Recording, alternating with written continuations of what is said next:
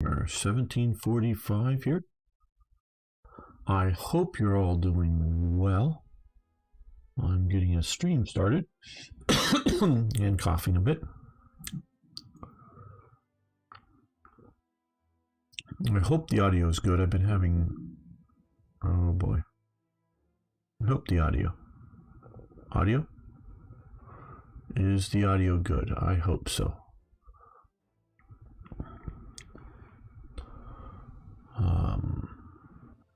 Seeing an odd flutter.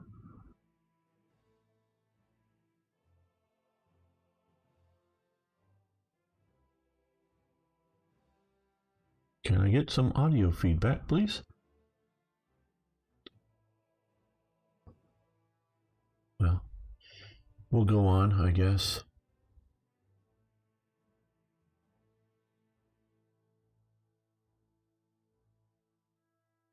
Just I checked it was good. All right, let's play this.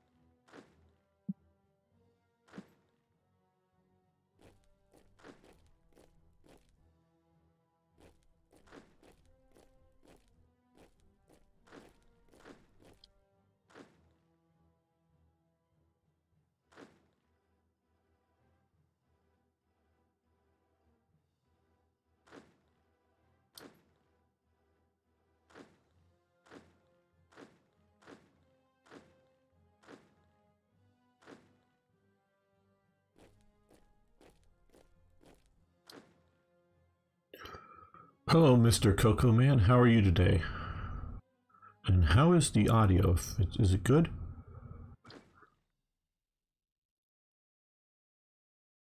Just wondering if my audio settings are working.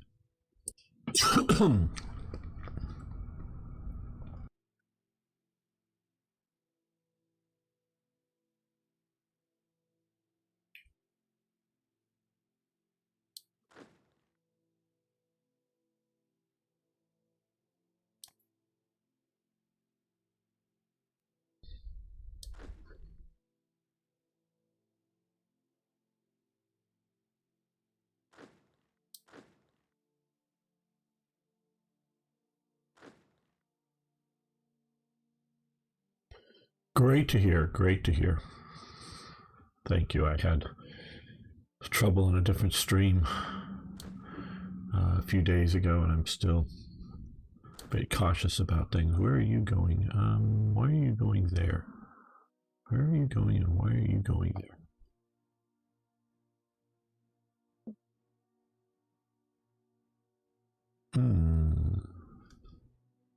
Will you come back this way for the moment? I'm doing rather well. Had a trying week, but things are getting much better.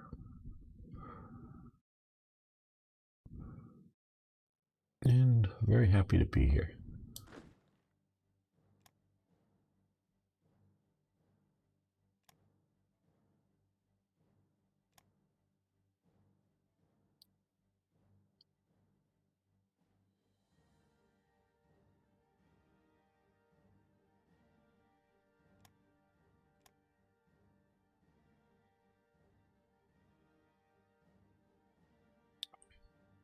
Right, okay.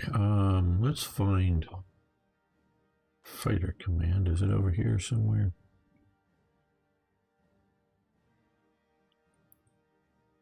Well, let's do a quick save.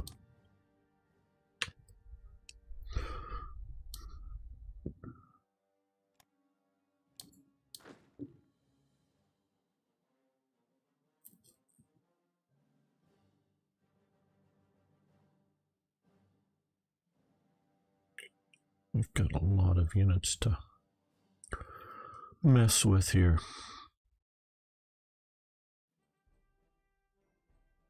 But right now, Weaker Corps fighters without a commander.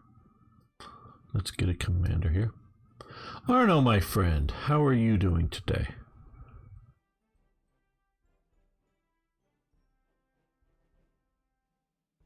Thanks, Mr. Coco Man.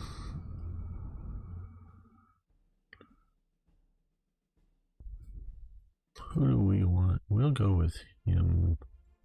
I think we want to. Right, he's going to command, fighter command.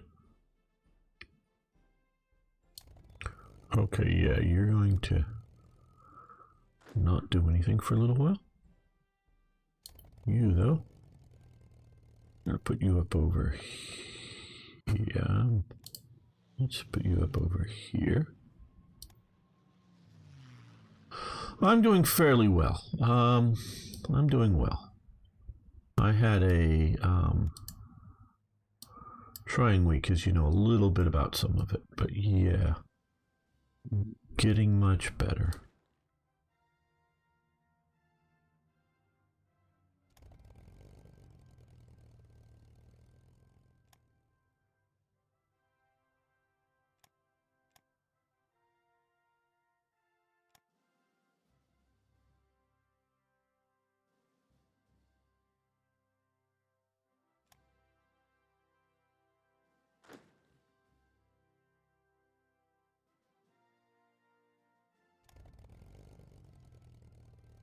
We've got to get you better authority over Twitch.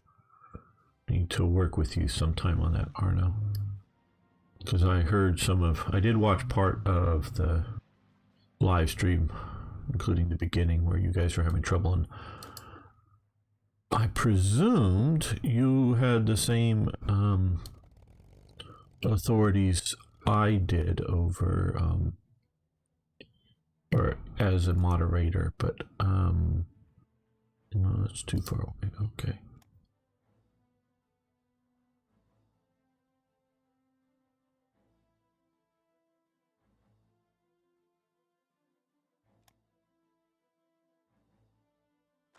As I did over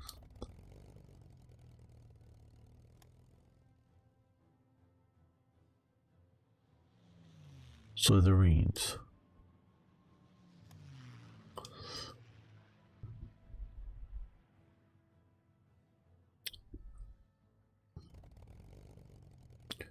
Okay, we are getting some.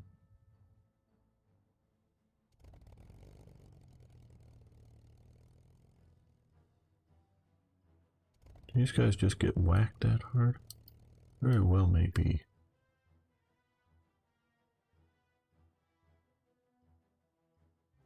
Okay,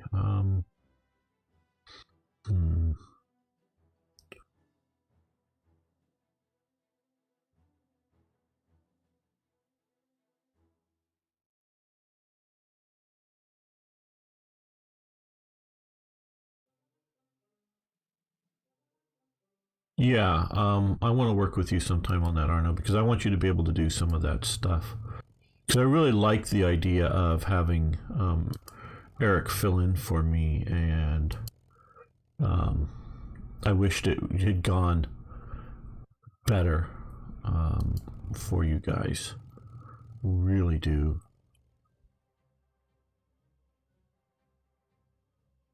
Okay, let's see what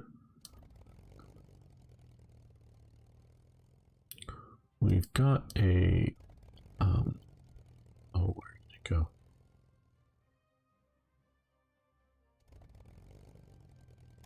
Okay, well, let's look at here.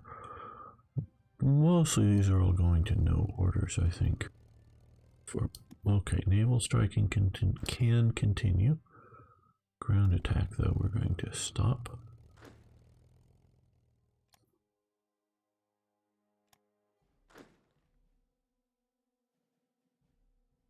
Old Eric, young gamer. Okay.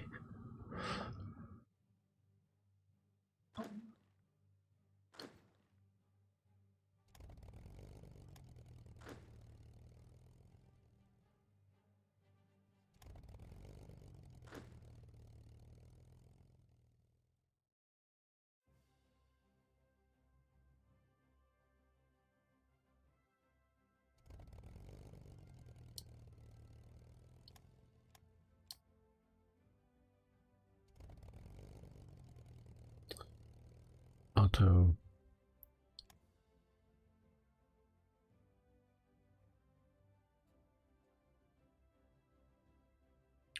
Air attack 335 versus air attack 68. Eric Hartman, air attack.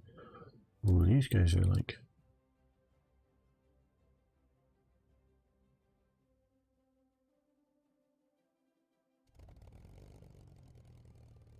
very powerful. Okay.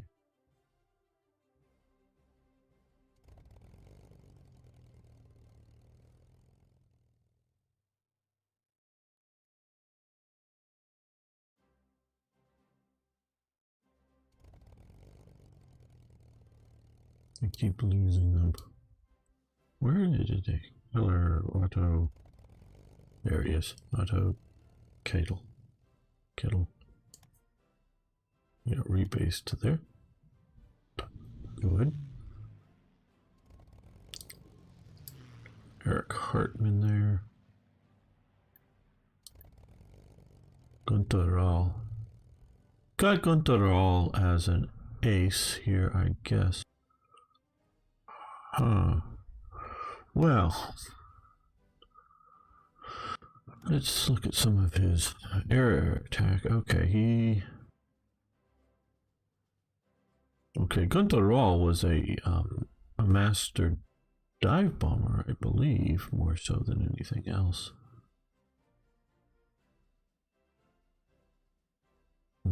Okay, well. Von Grimm. Without Googling, those watching either now in chat or watching later on YouTube, and I'm not going to spoil this for either one. What was Von Grimm's last job during World War II? I'm not talking about anything after World War II.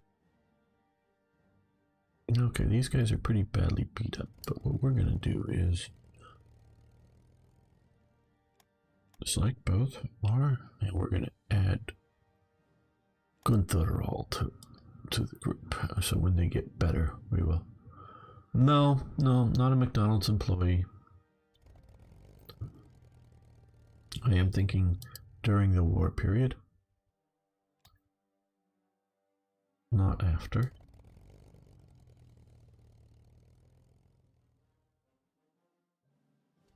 Okay, no order, air intercept, no order. You need to do some naval striking around here, I think. Well, we have some more. A lot of things. Okay.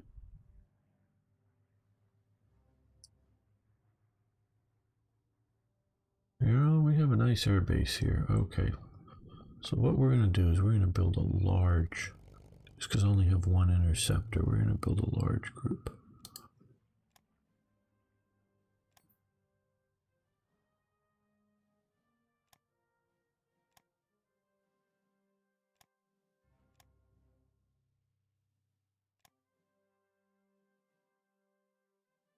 And we're going to put one escort there.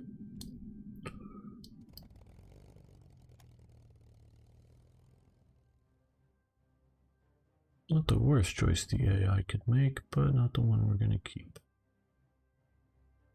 Hopefully we have another good anti-shipping commander.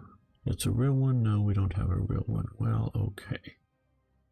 I guess we'll settle for the fake guy.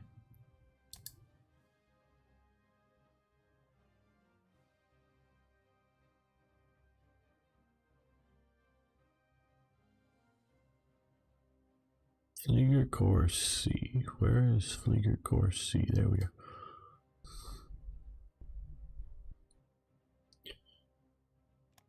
You fly up to Bergen.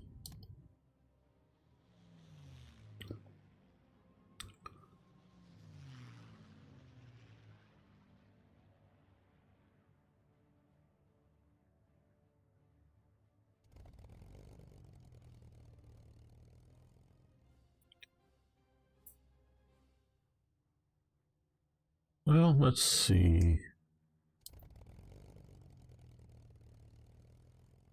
You could still use a little bit of...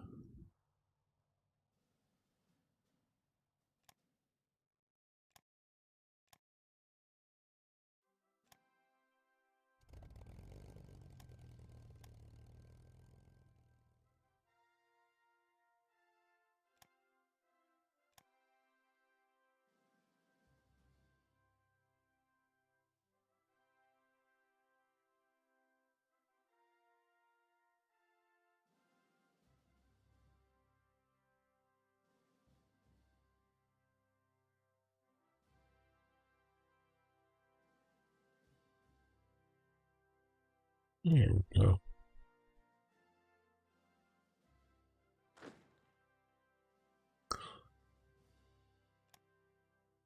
Oh, we don't need you there. No leader. I think we're going to send you... We already have him in Paris.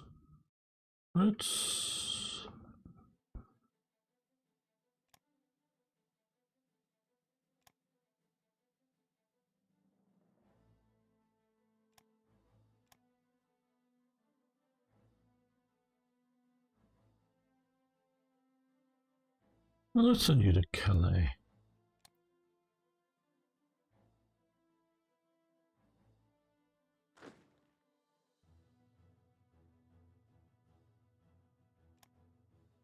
Okay, let's see if we can find Joseph Dietrich, otherwise known as Sepp Dietrich.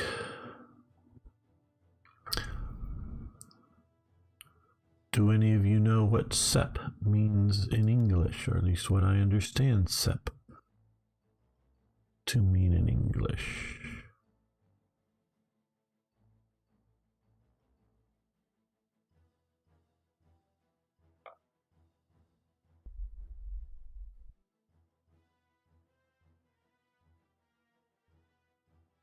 Figured he was a...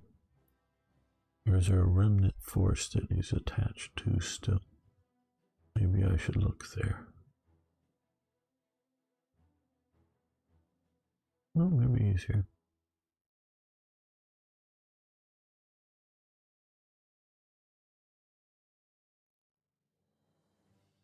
No, I didn't see him. Well, where is he hiding?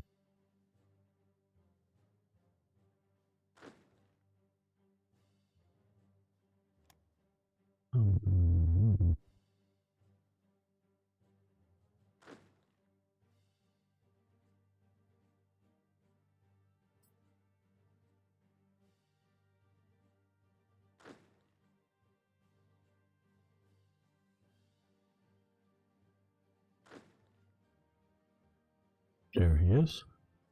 Somehow we have a leftover. Okay. No leader, and we're going to unattach you. Leftover transport unit. Do we need it for this version of Lipstandard? Nope, you got that. New trucks. Okay.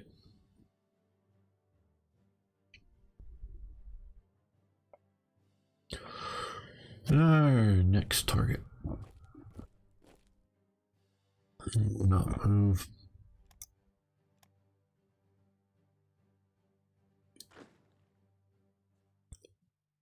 So what is on everybody's mind today? And doesn't have to be War Thunder. Cause I'm not making an episode right now. I'm just doing a lot of this maintenance stuff. Sorry if it's really boring. Sort of needs to be done, and yeah, so I'm doing it to go on properly. It is part of playing the game. He deserves a promotion. So who's going to get the 23rd Panzer Division?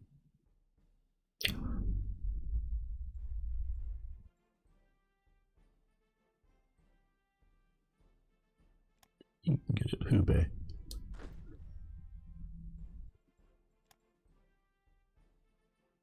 Yeah, he needs a promotion too.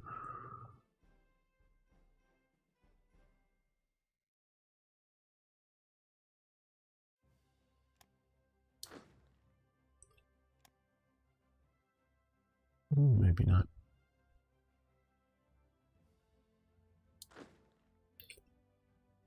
Well, let's get some of these divisions better commanded.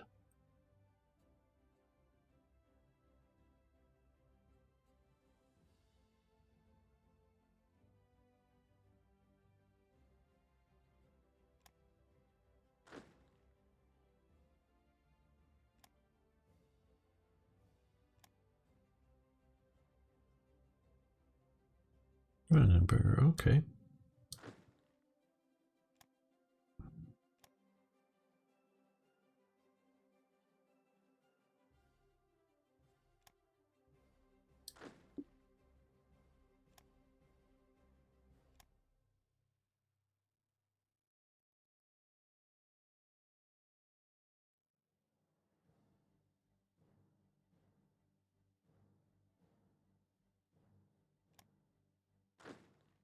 Nobody wants to talk. Okay. I hear you or don't hear you or whatever.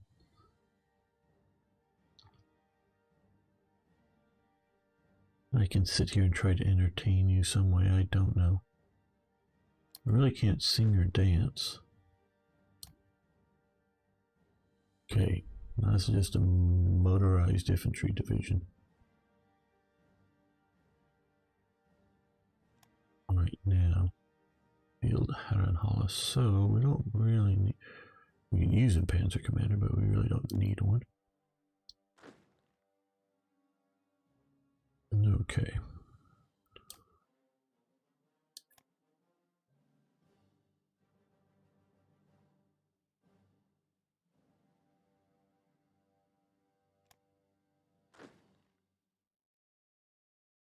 The 1st Panzer Division.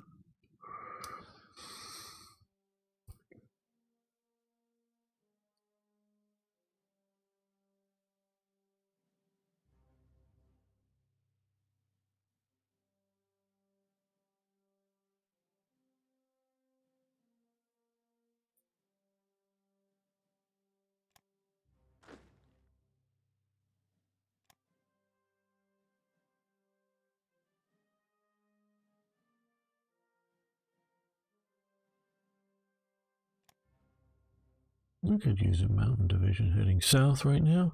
Yes. Hey, Sandpiper. I would like to. Unfortunately, my partner with that, I think, has been tied up with moving to a new house and things in the last few days or week or so. I have 2 episodes that I didn't release because the audio problem, which was my fault, and that's also, I think, very much I made that mistake of messing with audio for a different thing, and then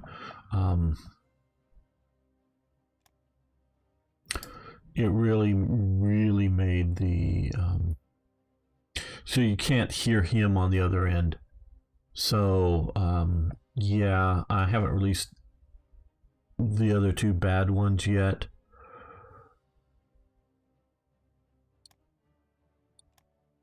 So that's sort of where we're at with it. I've only uploaded 1 of the bad ones. Okay, well, we have a lot of divisions. I'm not necessarily liking them the way they're putting them in at lower strength than putting the divisions in it. Sort of full strength. Now, I'm not saying they're wrong on what they're doing, and I'm very cautious, as you guys can sort of tell us what I'm saying, because I know I sort of have a, bigger presence than a standard person. Gamer says this, people get upset because Gamer, or just some of them do listen to what I have to say and watch, my videos. So I don't want to get people upset unnecessarily, as it were. Not just at me, but just generally speaking, upset with some of my thoughts. And they're just that, some of my thoughts as I'm playing here. And what to me would be the big determining factor would be the historical date of I was going to say activation of a division, but then sometimes I'm reading histories, and sometimes divisions are activated and there's almost nothing there. But within weeks or whatever, something is there. You're going to send troops to North Africa under Rommel. That's the plan. Now, there are events to sort of trigger a Africa Corps, though I think Italy needs to sort of be losing. I don't know if I'm going to deal with that today. I normally remove some of. If they haven't changed from what I remember, and hopefully I'm getting the memory right, is for the Rommel to trigger at a certain date or later, Italy must control Tripoli, but not control Benghazi or Tobruk. So they have to be doing sort of bad. So you sort of have to wait for them to be doing bad. And I don't know. And I'll talk about some more of that once I get the episode sort of playing here shortly.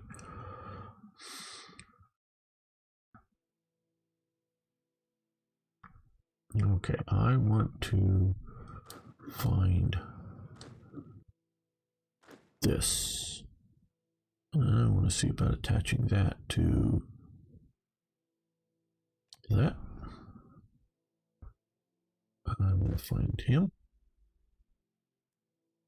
He's already attached to it. Okay. And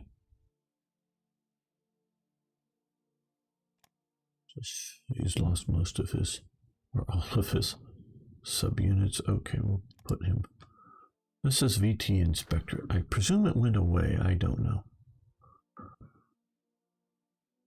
Or got renamed. Probably renamed to be more correct.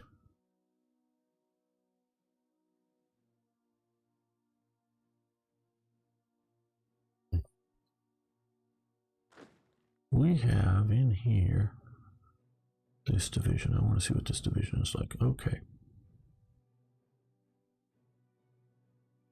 We're going to send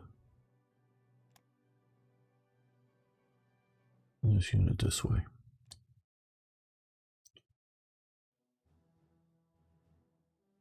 Good to hear, Sam. Everybody should enjoy the weekend.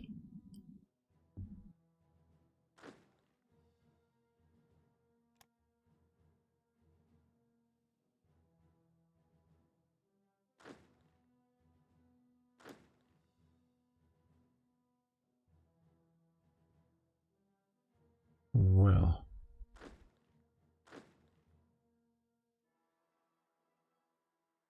you know, their old trucks could go there too. I think we're going to make a cool division up here.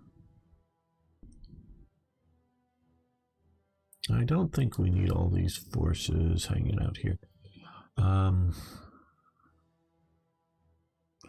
Okay, we have a bunch more divisions now.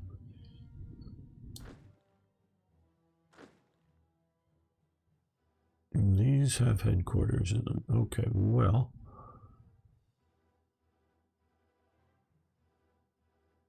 we're sort of kind of changed that.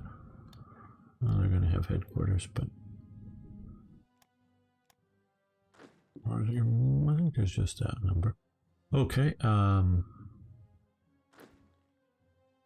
rest for now, because partially we want to move what we have, partially what some of these are fairly weak, and well, these are good divisions.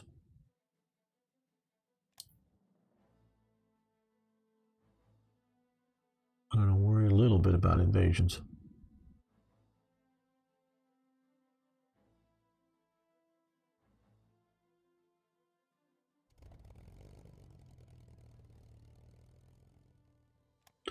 Okay, we need to attach these. I know this is a lot of sort of maintenance and not much action. Oh, maybe C is still further down from here or up. Actually, I don't know. I don't know.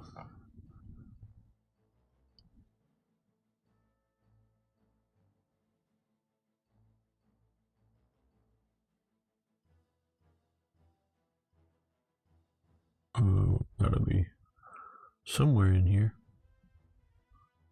I guess no, it doesn't have to be, but it should be.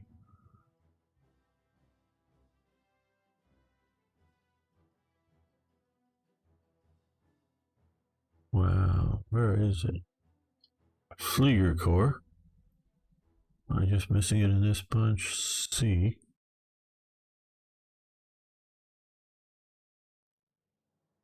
More Flieger Corps, but I don't see. There it is. Okay, I sort of spotted where it is on the.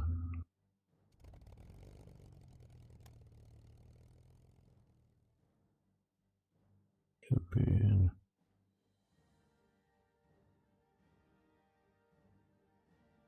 This sort of area.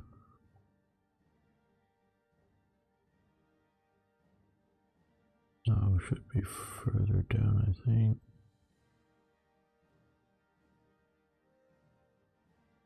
Not that far down, boy, I'm just...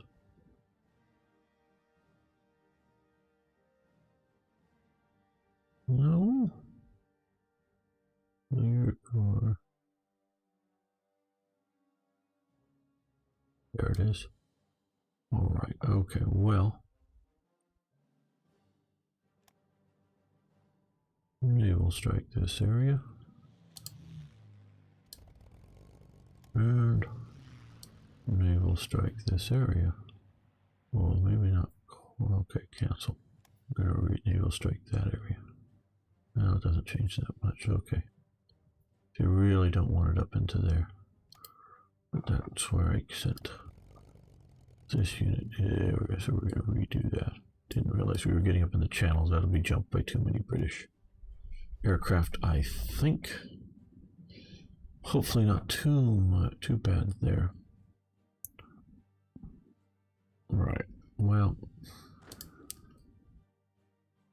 let's get you over here. Well,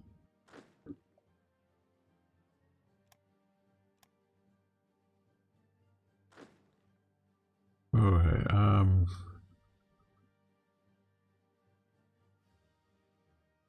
This is a stupid remnant. So okay.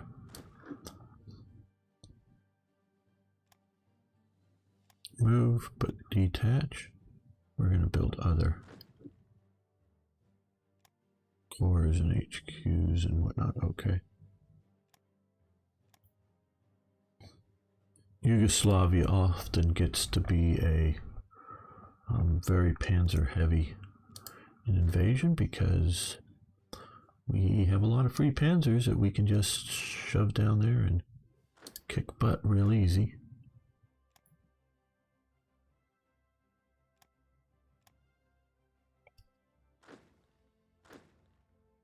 Okay, it's already going, so.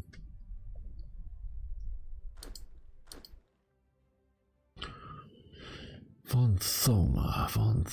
Okay, well. We'll send him down, of course, but. Kemp's group as well.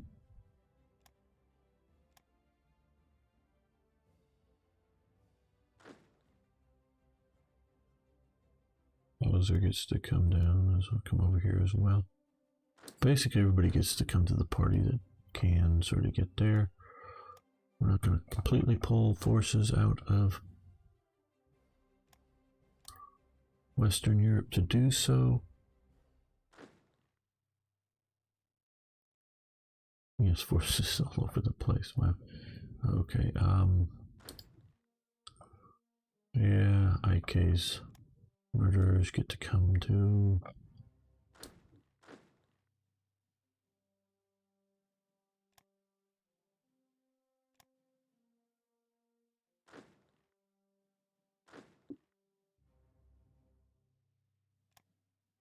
That's right, we need to assign a few. Oh, he's the wrong guy. Bad guy. We don't want him in charge. We don't want a Luftwaffe guy in charge of an army division. Reasonably decent division.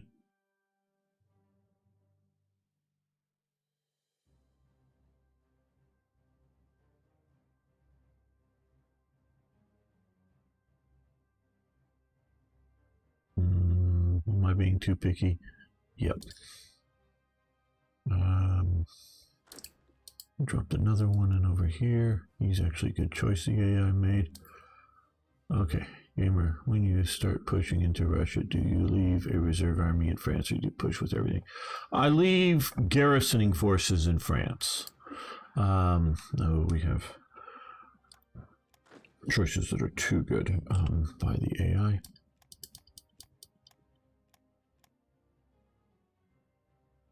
Would be the situation as I would see it, leave garrisoning army. Now they have said, and I believe them, that, and we've not really seen much, but some, that the AI with Marines should be more aggressive than it was normally. So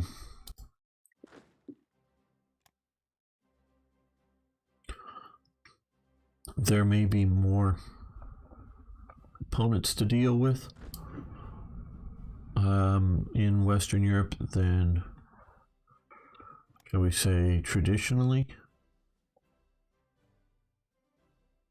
So I do leave forces in the West for sure.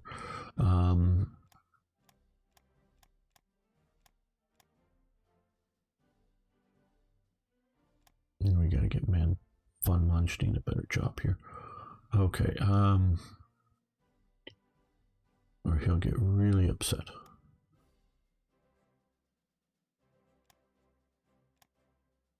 Right, well, we're gonna start an episode soon. Okay, what more do we have to deploy? One more infantry division, which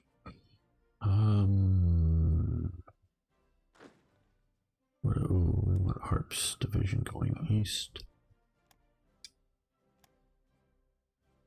Not an all panzer division, but a heavily panzered division we'll have here. Okay, well, I think we're going to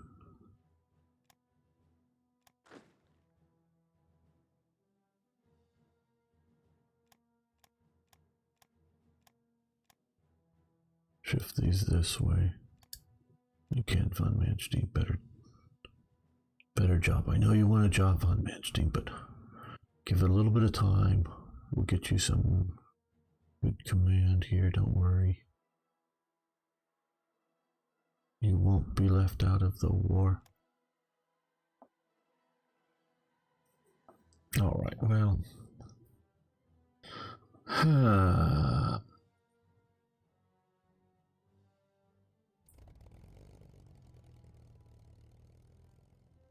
I think I'm just going to start another transport unit here.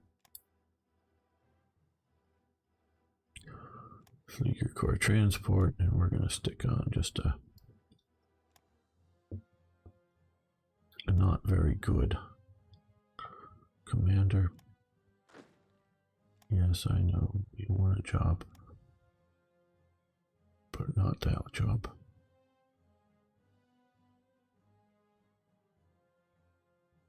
Okay. Right. That's what we're going to do here. Okay. I think we're ready to, let me first save this again. And you know, actually what I'm going to do,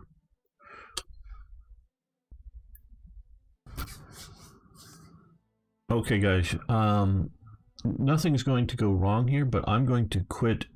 Not the stream. The stream's going to keep going.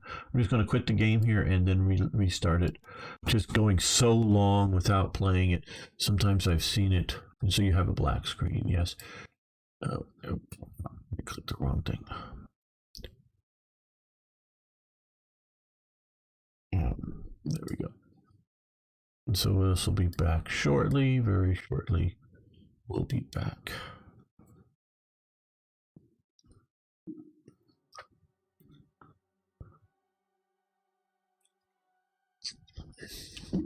Just to keep things a little more stable. It's always good to yourself leave and restart instead of letting it crash eventually. Because that's my opinion, is eventually this is going to crash.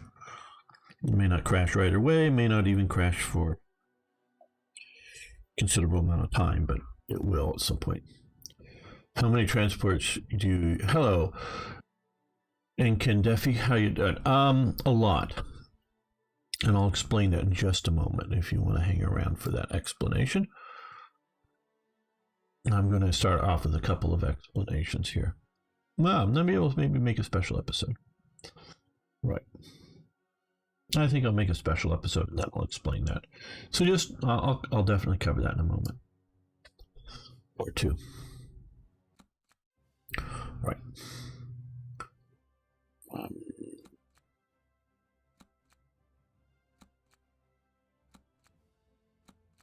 Right, okay.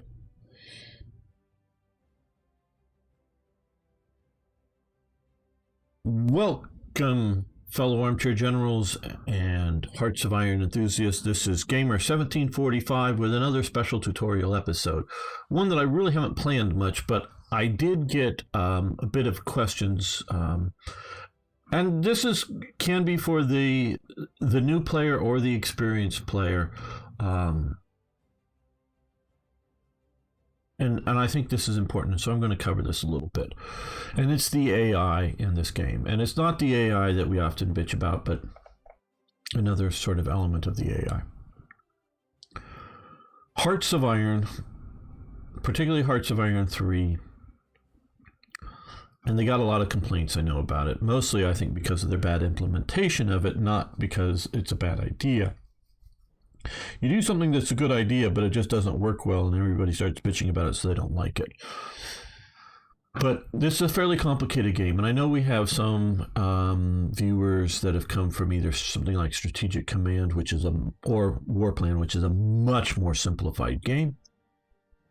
A few that may be coming from something like War in the East or War in the West, which is generally a more simplified game in a way. Or just new to this sort of genre generally.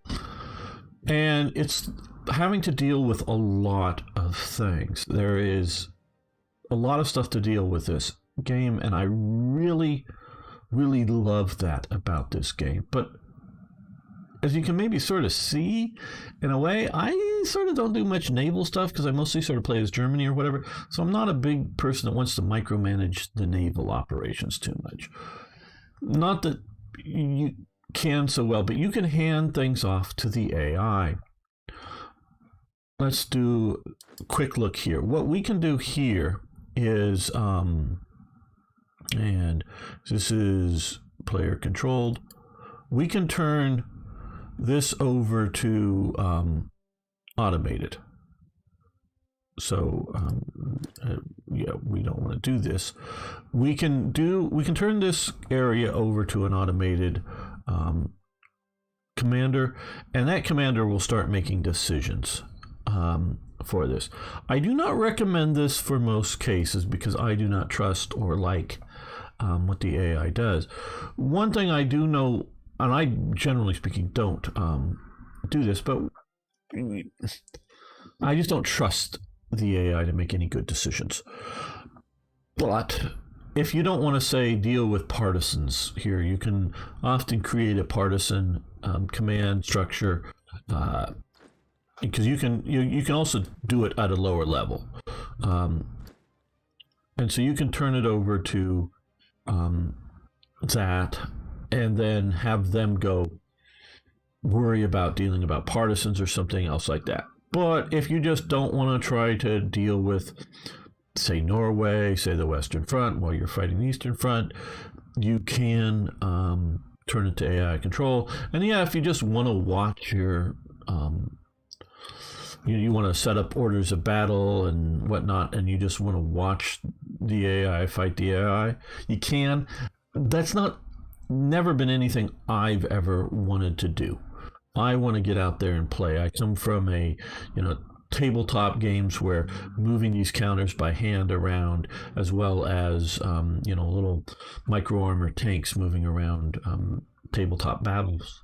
So I come from that background, so I like to have control over things. Right. So I don't recommend doing that, but you can do at core level and higher, you can put it to AI. Here, you can put like diplomacy to AI control or normal, and you can have it automate trade or not. So, and so even under normal, you can tell it to automate trade. So if you don't want to handle all of the trade issues, turn it over to automated trade. And I forget, one of the viewers have talked about how they've been automating trade under this because they don't want to have to handle it. And gave a little bit of feedback that so far it had been working pretty good, meaning doing a decent job of maintaining, incoming resources and whatnot. And production, you can turn it over to AI control or normal. So if you want to turn production over it, again, it's not like going to generate, hi Klaus, a historical build program or anything like that. It will base it off of some of these kind of things, what it sort of feels it needs.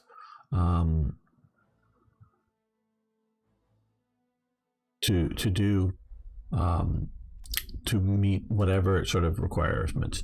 Technology, you can turn it over, and I don't know how. I just quite honestly have no idea. AI research, AI sliders. So the AI sliders is to have the AI handle these up here.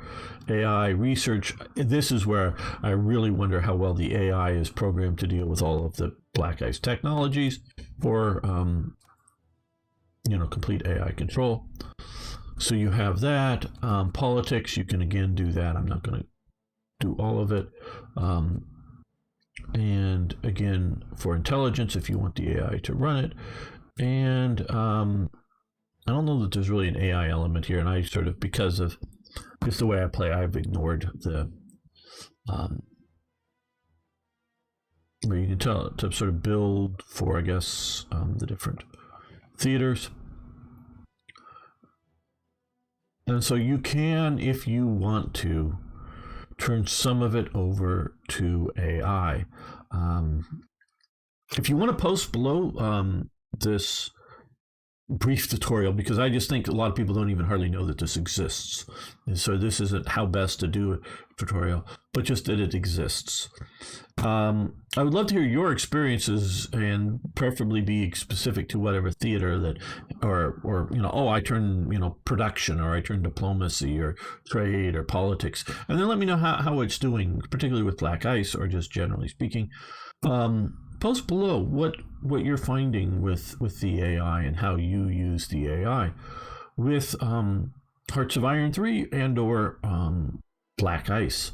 I would be interested to know. I love the idea that we get in and play with things like the different political leaders, get the choice of technologies, all of that. I love to get in and play with that. So I want to keep doing it and not turn it over to the AI. So I'm not going to give, as you've noticed here, any great recommendations to do it because of lack of experience with it. So yeah, yes, that's the AI. You can turn over parts of the game to it. And I think for something like trade and diplomacy, it might go pretty well. So yeah, you can give that a shot if you're feeling a bit daunted by things.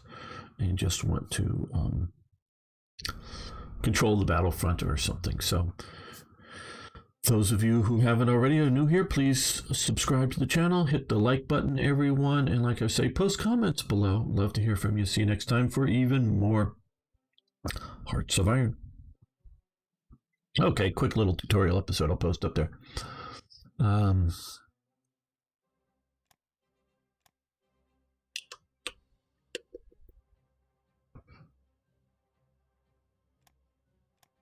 All right, let's start an episode here. Welcome back, fellow Armchair Generals. This is Gamer1745 here with my continuing playthrough of Hearts of Iron 3's Black Ice. 10.41 currently, and I'm ignoring the two newer versions just because I don't want to keep restarting over, and they've been pumping them out now. I have been informed on that front. They are mostly not working on any more hot fixes, which is what I would sort of consider the last couple of 2 or 3 versions out, but working on the next big version, whatever it may end up being titled, probably based upon how long it takes for them to build it and how big of a change it's going to be. Now, I've got a couple of questions here from the live chat that I will address now. One was from Enkins. How many transport planes do I usually use? I don't have a number. Don't keep those in my head. But we have some heavy transport planes, and I want those. And we also have, where I don't know where they've gone. Are they also up here? No. Well, we can just look here and see air supply waiting. Oh, they were supplying a pocket. Okay, stop. We don't need to do that.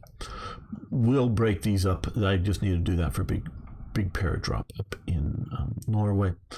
What I do with transport planes, why transport planes I think are necessary, and why I overbuild them. I overbuild them. They are designed in this game to do 2 basic things, and which is based on history. One is parachute drops. Unfortunately, we cannot specify the difference between parachute drops and air transportable units. A good example is like the invasion of Crete. Germany takes, Britain is still sort of ruling the waves. There's limited cooperation with Italy, and there just isn't a lot of naval transport, though they do use some naval, some barges or whatnot to get some troops over to Crete. But Britain still has a considerable naval capability, including submarines, that make a naval invasion of Crete, or something primarily a naval invasion of Crete, rather difficult. I'm not going to say impossible or anything like that. So they parachute in airborne units, the Fallschirmjägers. What is it? The Falling Hunters? I don't know. With their main job was to capture the airfields and secure them, and that's very high losses for them for several reasons, and I'm not going to go into details of the campaign, but they take high losses, but they secure, I think mostly over in this area, they secure the airfields, and then what they mostly transport in are mountain troops to the airfields as reinforcements. Mountain troops are particularly good for that because their equipment's lightweight, including their artillery, and they're just a little better. But this is not like a glider landing, air landing troops or other sort of airborne. These are just troops that, you can get everything on airplanes fairly easily, fly them into a relatively secure airbase, and they walk off the plane. And it's reasonable and I know there's an mountain division moving out of here, so we'll just click that. Right here. It's reasonable to sort of presume that most of this division, don't know how much recon cavalry they would have, as opposed to motorized, or just not have. I mean, there are reconnaissance elements that are foot based just because they're given the duty or whatever. But we could sort of presume that most of this equipment could be transported readily by air. Now, they also similarly did air landing of ground troops, and some of them most definitely not mountain troops, just regular ground infantry, in the Norway campaign after they secured some of the air bases. Now, I do know that I think there was one transport that comes in with paratroopers that lands at one of the major Oslo airports or whatever, and just gets machine gunned up because, and most everyone dies, if not everyone, I don't know, in the plane because they thought the airbase had already been secured. It hadn't yet been. And but what would have been coming in for some of these stuff would just be sort of like the infantry elements. Definitely not any cavalry, with horses, but the infantry elements and, maybe a few light anti-tank or something that are being flown in, but all of the artillery and whatnot just weren't able to be put in the airplanes of the day, the time of the 1940s invasion. Hello, Darkstar. Have you ever used assault gliders? Yes, I have. We only have the one currently. Assault gliders, they can hold a lot more stuff, weight of units, but they are slow and they are so they're easier to hit, and they are very short range. Yeah, transport capacity is 21. As we can see here, this is almost becoming a tutorial. Transport capacity here is 25. It's actually heavier, but this is a heavy transport. And we have my notes over here. This unit here is down at 10, and that's so transport glider is slightly more than double, but they are slow and they're very short range. So you can definitely use it. I think something like the transport glider, I'd have to see, might be able to get from here to here, but even that I'm questioning at the moment. It's fairly quickly. I don't recommend building any. So do I use them? Occasionally, but not very much. So in this game, they're designed for airborne operations, and you can drop troops on unoccupied hexes or occupied hexes. And they have to, if they lose, especially on occupied hexes, they're gone. If they lose on an unoccupied hex and they don't have a retreat path that is controlled by their side, they're completely gone. So you want to keep your airborne forces.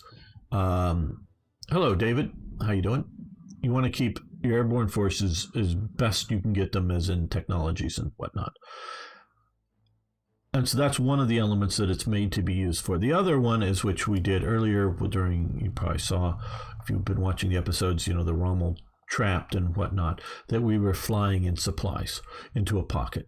You very much can fly supplies into a pocket, and it can be very handy. I'm not sure that the Rommel unit would have been destroyed. There was another unit that we saved, and there was another unit that we didn't save. Another division died out over here because I just wasn't prepared for it, and I overextended, so I lost a Panzer division because of it, and it was completely. Hey, Niagara, how you doing? Yep, we're actually we got one division there, and we're sending a bunch heading straight for the Balkans campaign. So supplying pockets, they can very much do. Now, what you will find. And they have added depots, supply depots or railway depots, and I've not really played a campaign in which I think they've had any major effect. We will see how they go with the invasion. You can't build them. Rail terminuses, that's what it's called. I don't know if there's anything I think they're event given that are meant to help with supply. Okay.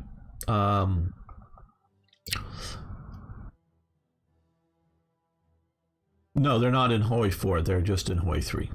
They're not even in Hoi 3. They're a a black ice thing. Basically, these are, I don't know, because I forget the model. The small assault gliders that they used, in France on Eben and Mall, and then they have the big gigants, the big huge assault gliders that they eventually put engines on them and turned them into mega transport planes. So Germany did have heavy transport planes, obviously, that they were flying to North Africa and put on, the 38Ts and other lighter sort of tanks and trucks and all of that kind of stuff that you can put on a Gigant. You can't. I just don't think dimensionally or weight you can hold a Panther or a Tiger. I don't know quite where. I think it's more of a size issue on some vehicles. Other vehicles, it's a sheer weight. So as you push east, because they don't have proper railways, because you cannot specify supply paths, because the AI will not notice that if you build, in essence, a railway, an infrastructure path that is, best quality, it won't follow it. So you can, maybe I even should improve the infrastructure. Try to, I guess, and I haven't really done any great study, draw straight lines, if you will, by, infrastructure here, so that it will just take the best path. And there are events that change it, and obviously there's the Pripyat marshes and other things that can be very bad. So a combination of the game's mechanics, bad AI, the inability of modders to deal with it, the inability of even, I wish to God, people complain about micromanagement. Yeah, I wish to God I could come in here and just assign, please send X number of supplies from this location to whatever location. And I know it's going to take however long it's going to take. But if I start sending the supplies and I somehow if I had to literally write up a supply report, I would do so, and whatever it took to get it. But you can't do that. So what I do is I build air bridges. I will have, when we're starting it already, I will keep building primarily heavy transports, and I will do something like 2 transports, and they'll leave from Berlin and they'll go to their greatest extent, say up to here, what's this, Suwalki, to this airbase, and then I'll put 2 more heavy transports at this airbase, and they'll go to their greatest extent to, say, this airbase here, heavy transports. And then I may take the sort of standard transports, I don't want to call them light, they're not really light, and then use them to fly supplies, and I watched for the red, triangles in the corners for out of supply units, and try to keep, or units that I want to particularly go on the offensive with, and constantly air supply frontline troops. And I'll have 2 or 3 of these air bridges, and you can go back and look at my earlier playthroughs, and particularly into the Russian campaign, and see the supply bridges as they work. So I overbuild transports and normally do some infrastructure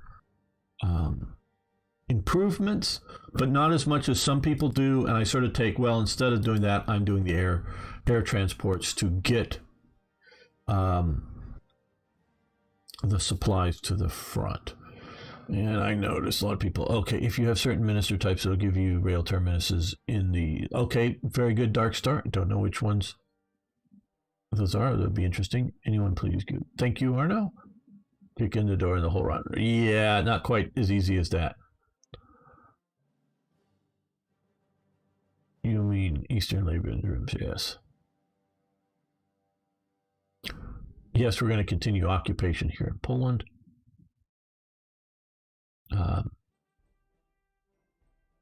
Yes, David, I am. Hey, Arno, would you do me a favor and generate a Discord application and put it in both Twitch and YouTube chat so anybody can get to our Discord server? David, just get into the Discord server and post a note there, probably in one of the War Thunder forums, I'm sure, and post what, even if it's the same, what your War Thunder handle is. And if you're showing up through the Discord server, I will automatically give you let you into the War Thunder squad. For sure, David. It's just not open to just pure random people who haven't said hi yet. So get in there and just do that, if you will. Arno, thank you very much. Yes, and that should at least be good for 24 hours. That just get in. We'll get you in. Germans always transport aircraft too little. May 40. Yeah, shot down a lot of them. Arno is right. From one of the analysis, it was not so much the Norway campaign, but actually the Rotterdam campaign, or the Dutch campaign, however you want to say it, that really, really started the crippling of the German transport. Hey, thanks for following, everyone. And as Arno's posting links around, you can follow me on Twitch, and sometimes I'm just live on Twitch. Sometimes I'm live both on Twitch and YouTube now. And of course, if you're on Twitch and you want to follow over on or subscribe over on YouTube, you may. So it really started with the crippling in the Netherlands, and really sort of completed the crippling in Crete. It never recovers from Crete, and the final real sort of blows to the Luftwaffe air transport arm is Stalingrad. But it really shows up early. And what the real problem is not the loss of the transport planes or the loss of the transport pilots in either the Rotterdam or the Crete operations, but why it's... Oh, wow, they've already started the invasion of... Oh, God. But, oh, man. Yeah, we've got to get down here to save these guys. It is not so much the loss of the transport planes or the loss of the transport pilots in Rotterdam or Crete, but it's the loss of the training airplanes and the training pilots in Rotterdam and Crete that caused the problem, because the Luftwaffe training aircraft and the training pilots are the transport pilots and aircraft. You will note there are very few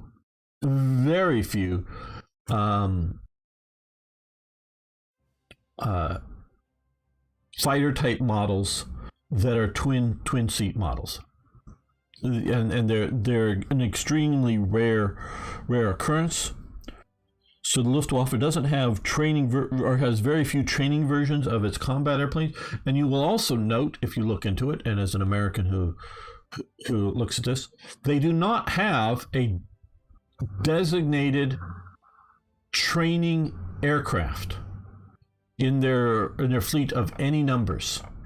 Even something like the Storch, which is cheap and easy to make, is still a single pilot aircraft. It's not like a dual controlled aircraft. Where the US, and I don't know whether they're Beach models or somebody else, they have a lot of cheap aircraft that are either I almost got it. It's a biplane. I'm sure if I know, I'm just sort of I'm forgetting it. But they have a biplane that has forward and rear, but both have controls on it. And then they have some planes that are side by side pilot training things. So the instructor and the pilot can both have aircraft and have dedicated aircraft production to training aircraft. The Luftwaffe does not. Should it have? Probably. The reason I say probably is because the Luftwaffe is so short of everything throughout the war. And if you've watched enough of my videos, they talk about the America bomber or the Euro bomber. The Euro bomber was talked about by what is it? the Luftwaffe general that gets killed before the war starts. Forgetting his name, starts with a W. Want to be able to bomb deep into Russia with a 4-engine airplane. Well, the Luftwaffe's, in my understanding, main point of failure for production is not enough engines. It definitely has an issue with airframes, the rest of the aircraft, but it's mainly engine production is their point of failure. They don't have enough engines. So if you have an aircraft that has 4 engines, or you have an aircraft that has 2 engines, well, you can build twice as many 2-engine aircraft as you can build 4-engine aircraft if engines are the main point of failure. It's not the only point of failure. It's not the only point of cost, between, aluminum and steel and whatnot and resources. So I built another Panzer division that I compared to from what I lost. And it's right here. Would I have built this anyways? Very well, maybe. So I don't know if it's replacing the lost one, yes, but it's just sort of, maybe would have built anyway. So once you lose it, you never get it back. It's not that. Manpower is definitely an issue, but for the pilots, it was training of enough trained manpower. It wasn't manpower itself. The Luftwaffe has plenty of manpower, so much so that basically, whether it's the army or Hitler or both, demand that a lot of Luftwaffe personnel get transferred to the army. Goering sort of gets them into a compromise to have Luftwaffe ground field divisions, not anti-aircraft divisions operating in the east, but actual frontline divisions, and they mostly do poorly. I say mostly because you have the Hermann Goering division that's actually a good division, if not a very good division. But so it's for pilots, it's trained manpower is the real issue, and that's gets back to the point of when you lose your training aircraft and your training pilots in operations, it's sort of like replacing a lost division. Well, yeah, it's just they're snappy dressers, absolutely. So yeah, it's a thing, and so that's why from things that I've read is why it's Rotterdam and Crete is where the Luftwaffe, particularly transport arm, but just generally starts to fall apart, and it's really super noticeable once the huge losses, both just to weather as well as anti-aircraft attack from anti-aircraft guns flying in, as well as fighter pilots flying in the Russian winter, just really take a huge toll on the support into Stalingrad, and whether on landing or just navigational problems. Oh yeah, jewel encrusted Marshall batons. Oh, those are really cool. Yeah, lots of cool looking things for sure. But okay, let's continue this. And we've just been talking and haven't been doing too much. Turkey wants, yes, you can have energy. So our current plans are we are moving a lot of our new divisions and some, we probably should move a few more divisions east. And we are not going to try to get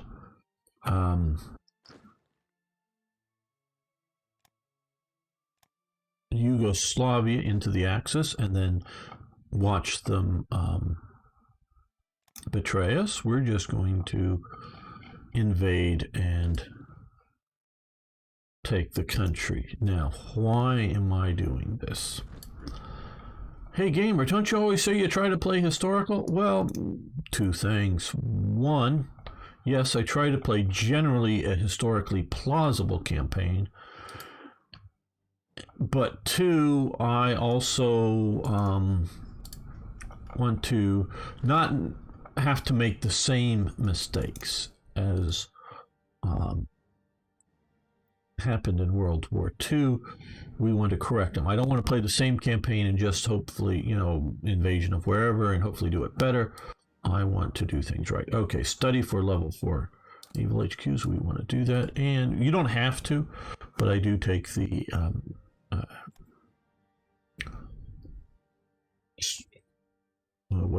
command elements for it. The hierarchy. Okay, I guess is that all we got? Oh no, here we got a lot of stuff. Okay, West Frankenreich. Okay, so we're gonna send him. I'm not sure. West Frankenreich also sort of covers. Maybe we'll send him to Calais.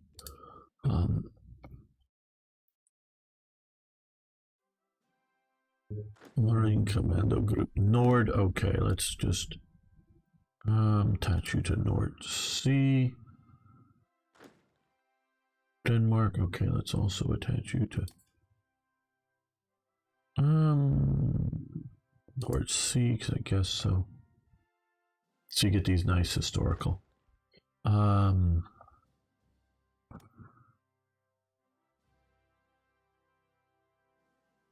I guess North Sea, though we're going to run out of. Commander Admiral Norwegian. Okay, well, you need to get on a transport and get up to. I think we have a bunch of transports up here. Yeah, I would use these. Use them as an occupation force, as well as everything else. Okay, Nederland. Not that they really need their own. Well, we got too many in the North Sea already, so I guess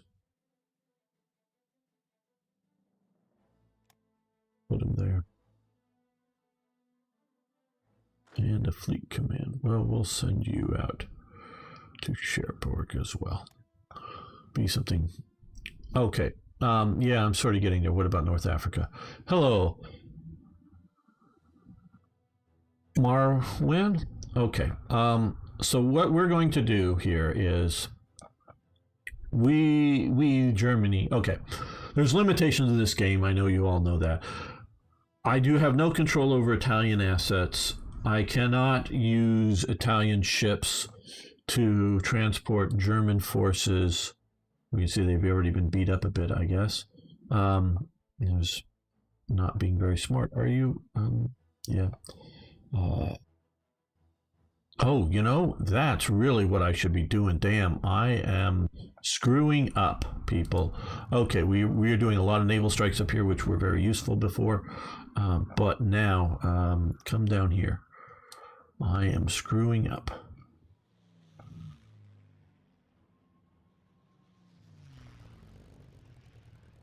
We should be supporting our Italian allies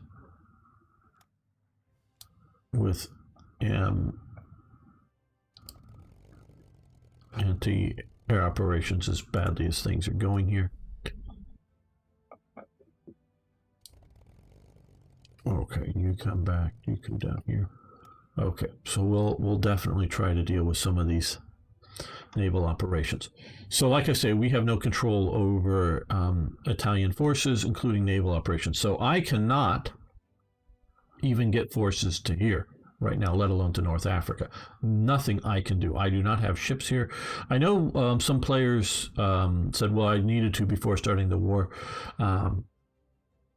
get some transports into the Mediterranean, but, well, I could, theoretically, but I don't have bases because Italy was not in the Axis before the war started. So what we are doing is we are sending forces down here to invade Yugoslavia, take Yugoslavia, and then we'll get some Yugoslavian ports by an event so that I can then place these units into the Mediterranean and then be able to get stuff to North Africa. So first we have to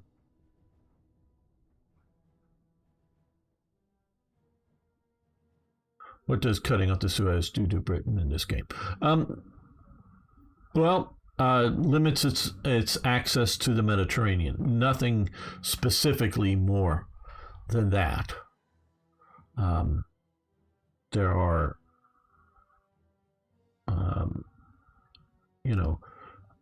victory points here that will attribute toward or contribute towards, potential losing, but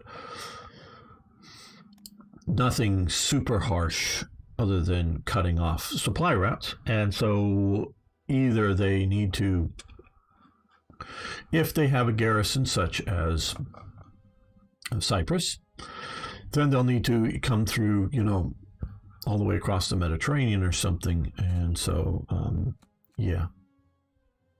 Okay, destroyer classes advance, very nice. Grayed out, and then we have some more points. Let's do, we'll do torpedo boat classes. And the Andrea Doria is lost. They haven't spotted us. They're snoring on. Okay, the first happy time, right? Okay, yeah. The whole Becker chain definitely inspires me, and they've had a rethink here about this, because it really shouldn't be costing all these supplies and costs, because Becker, I think it's this guy here, really is one of the guys who gets started in upgrading captured equipment.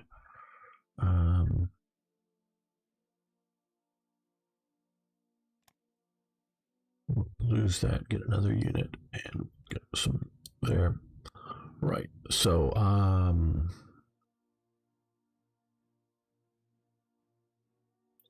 it was just okay. So we now have, we'll deal with these in a moment. Okay, so now we have this division, heavy AT. How interesting. Okay, well, I also don't think it should be all gutted like that. We have some, again, I don't think it should be gutted like this. Oh, heavy armor, artillery, regular armor. Is this supposed to be the Charbis they capture? Okay. So we have some Panzer brigades. We might want to add some captured French equipment, some heavy artillery, French artillery, yes, okay.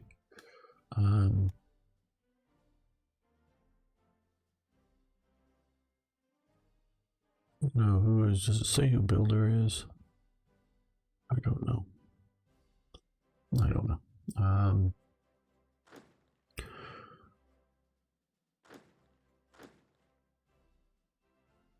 So a bunch of captured units there. Okay.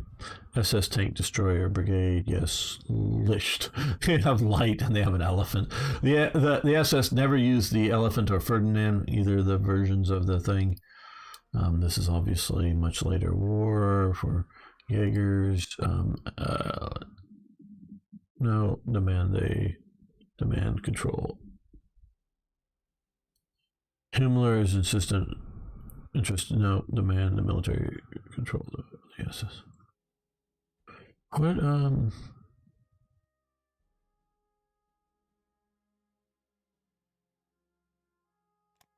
don't know that I like that thing. Don't know which one we got. Let's see, historical playthrough. Yeah, victorious. Yeah, Weber. That's right. Thank you. Dead. Yeah. After his death, his student was in charge. He supported a more tactical. Yeah, and tactical is better for what really Germany can do, as opposed to what it wants to do. I use naval bomber techs when I play primarily. But yeah, naval bomber. Because my whole naval campaign concept here is avoidance of major naval naval opposition. I want to avoid it. I don't. you know, if we trap a bunch of forces in the Mediterranean and then we can cut off their supply and they lose organization and then we can bomb them or attack them or whatever and destroy them, great. But when they're in good shape out there, I just want to avoid them mostly, the enemy. Yes, radar is good too, and I should be building some of that as well. Now, what we have done here, and okay, so these guys are now fully organized up. Let's come over to the naval map mode. And let's see what we can do with our convoy rating passive. I highly recommend a passive convoy rating. Why? Well, it's not really passive in the sense of it's... Oh, that's too far out. Okay, there we go. The difference between passive and aggressive is passive is once it takes some damage, they'll head home to get repaired, as opposed to aggressively stay out there taking more and more damage until they're almost dead and then head home, often though they die before they can head home. So I strongly suggest, unless you really want to micromanage it a lot, let's move you over to here. We're doing pretty good, as we can see here. These are our commerce raiders. There, so we're going out, we're getting some. Now, as mentioned, I think we should do some radars. So back over here.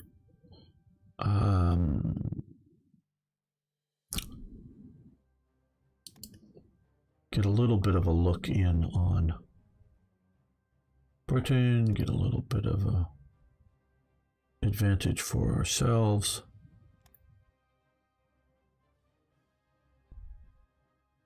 We'll wait to get some of that. Now I'm going to move these two up to the top, get them done.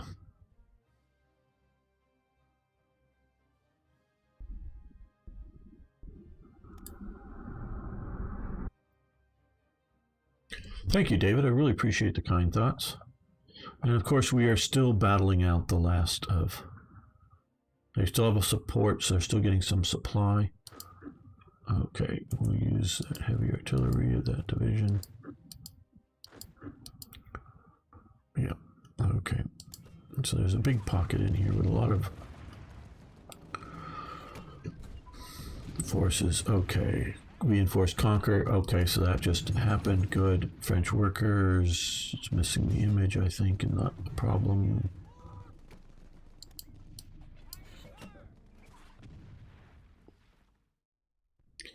Okay, we're going to lose a couple of,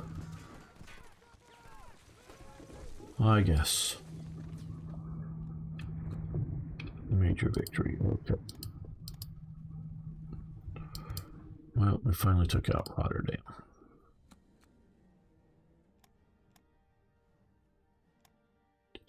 And what do we get to replace Panzer Group Guderian with?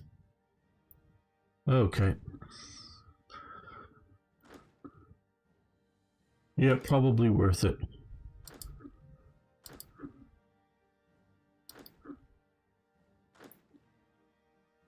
Third Panzer Group come down here. Don't know how much. Now, I'll tell you guys, if I was just playing on my own and not trying to keep things flowing, whether for the live views or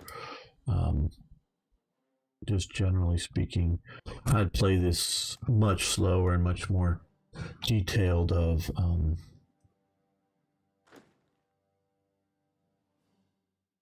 okay, let's put you under commander. Post C. Let's put you on board ships and let's make a dash. No, actually, we're going to rebase up to here. Hopefully that we're having enough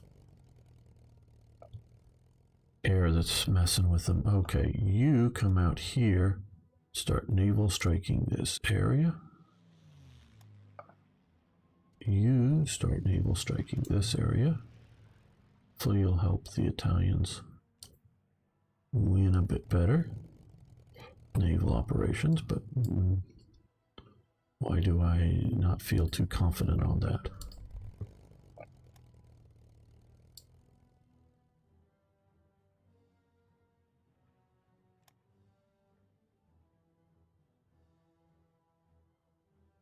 Well, we're at least attacking something here now.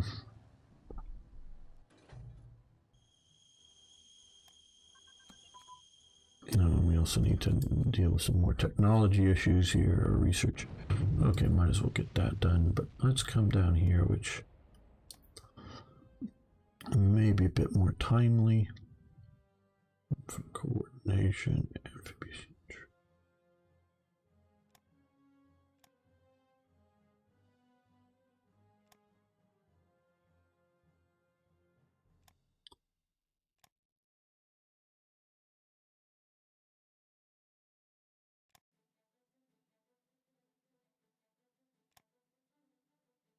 Artillery flexibility advance.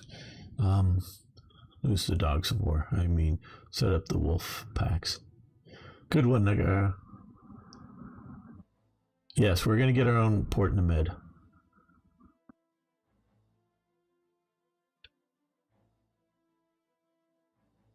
Okay, artillery flexibility, which I think is under here. Okay, artillery, we'll keep this researching, keep that going.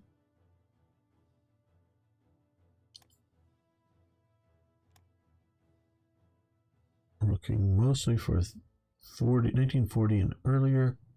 Conf group, okay, combined arms, operational and advanced training centers, blitzkrieg. Which is advanced training centers we're under. Well, this needs to go, okay.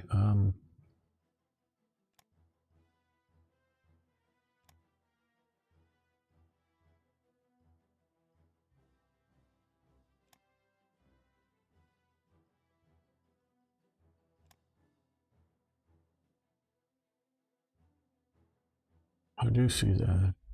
Just not worried about air attacks at the moment as much as getting some other stuff done first. It's more of a first, get other stuff done first than it is not caring about it. Oh, combined arms integration, we want to do that. Okay, there we go. And landing craft flotillas, and has that already been grayed out and have we already used the points? No, we're still improving that. Ooh, range would be really useful to increase. So does that, but we'll swap this down here, just make sure we get good range out of our landing craft. Okay, Operation Loge, I guess, strategic bombing of England. Let's see, 15 chance, okay. I think we're not going to spend the ICs on this. We're not going to try to strategic bomb. We're going to be smart about things.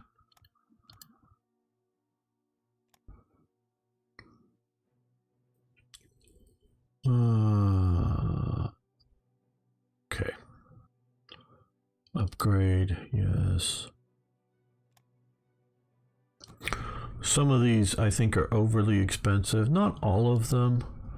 Because sometimes, upgrading, what does upgrading mean? It doesn't mean a whole new division. It just means, I don't know, more trucks, a little bit more of this, a little bit more of that.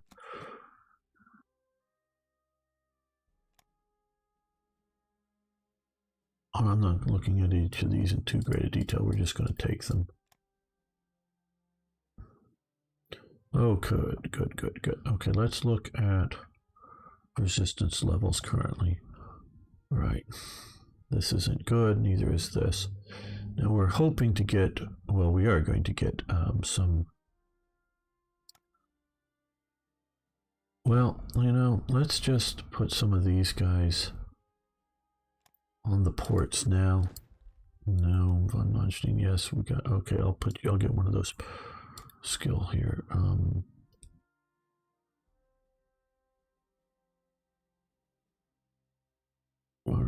Okay, no, you're way too good for it.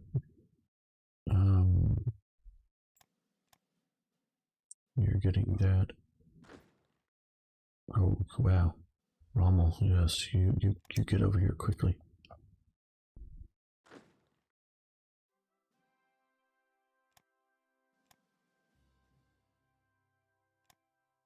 But we're going to drop that there. And yes, I know good air. Von Manstein, I mean, want the command.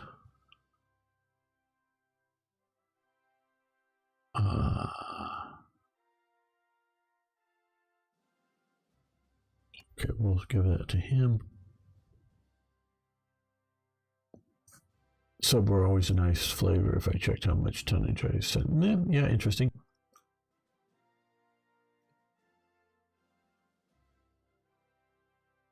Okay. Yeah, no, we're not going to do the V2s either. We're going to be smart about these things. I said V2s are a wasteful program. Too many units already there. Okay. Well, now that we have the Netherlands,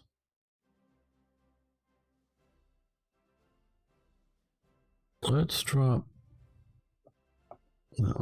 these two here in Amsterdam. Let's find a fighter pilot, not a... Oh, I'm sick of these fake guys.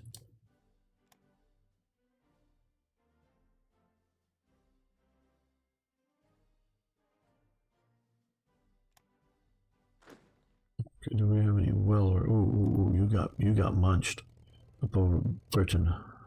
Go home.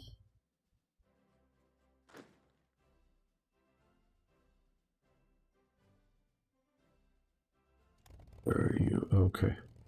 Make sure you don't go out over the sea. Let's put you there.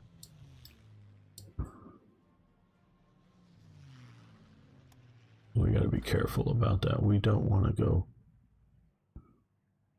over British territory and get munched.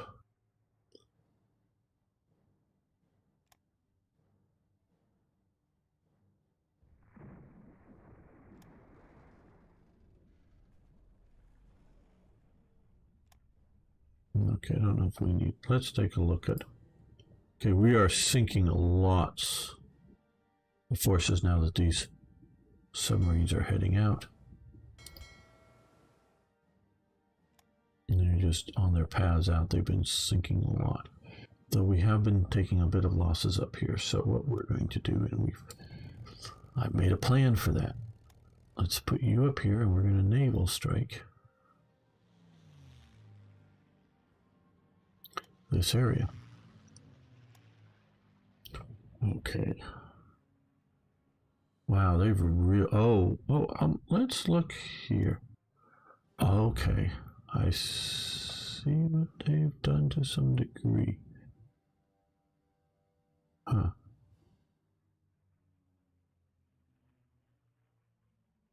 Right.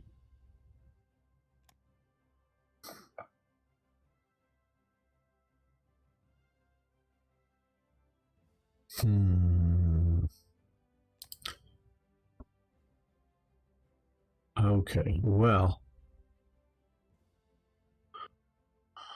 we need to cancel some of these things. So, we talked earlier about AI and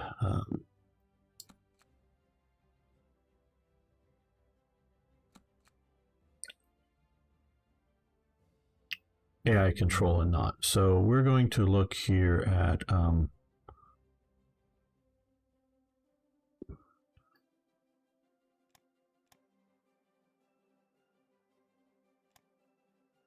okay, see, right now we have auto create and destroy resource convoys, supply convoys, and auto maintain convoy transport escorts. I'm going to leave that, but we're going to undo both of these things.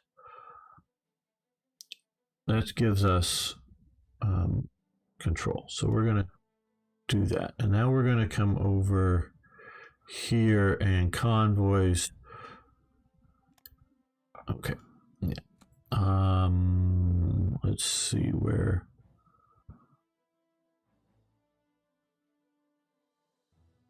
Harv to Cherbourg. We're going to cancel the convoy there because we don't need the convoy going through the English Channel. we don't need a convoys coming out of Memel and going wherever else.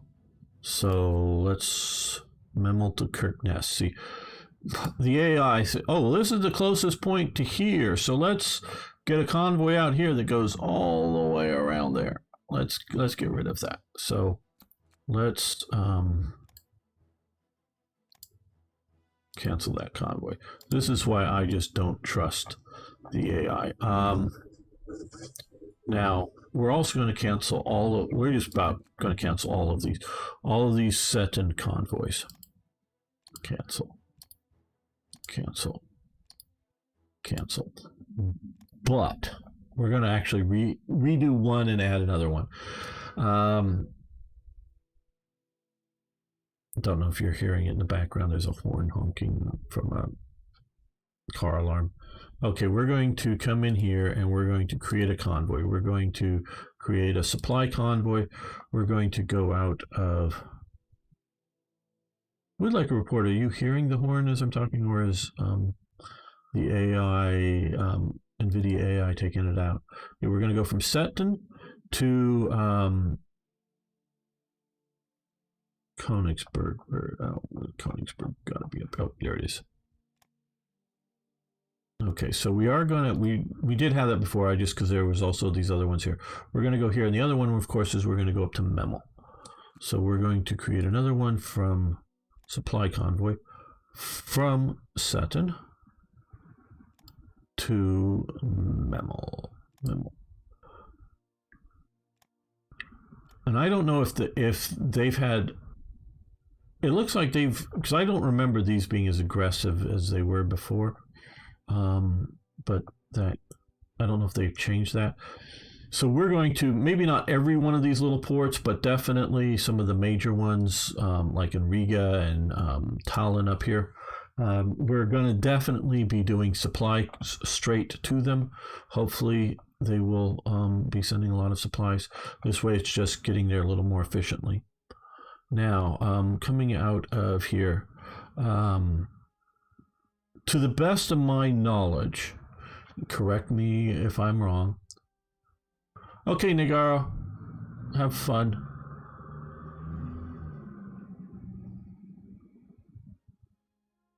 Heavy drinking with a friend soon. Okay, David.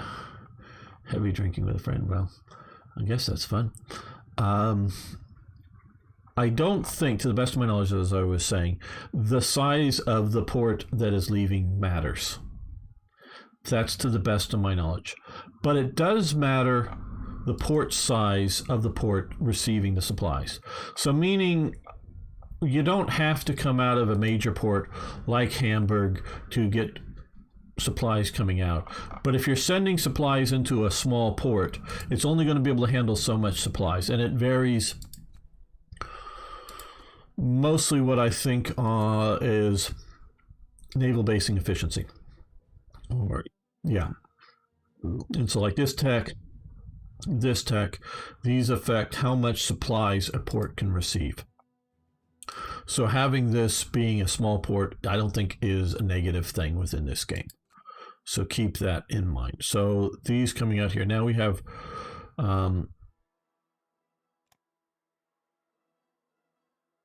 so we're supplying these two ports up here from here. So we're going to get rid of everything but the Oslo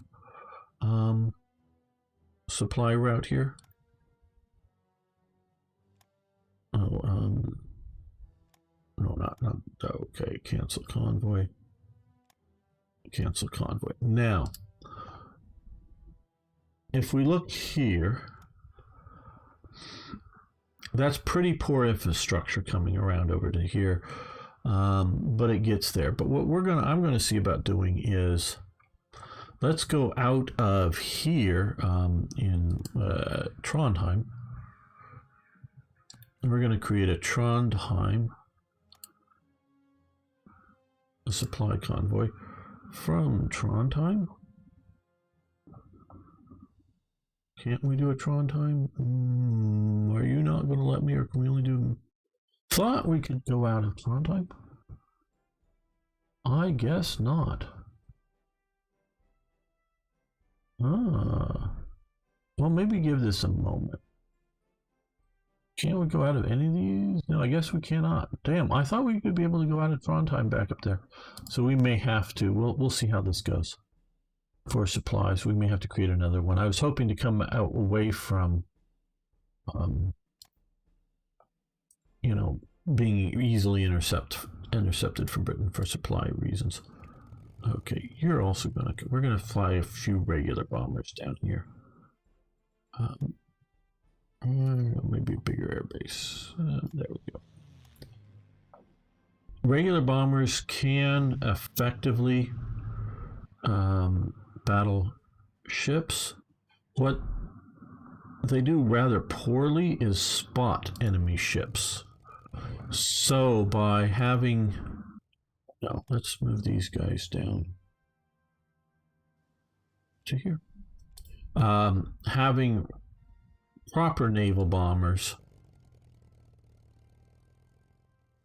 operating in the area, and then having some conventional bombers is that the proper naval bombers will spot the enemy operations, and then the battle will start.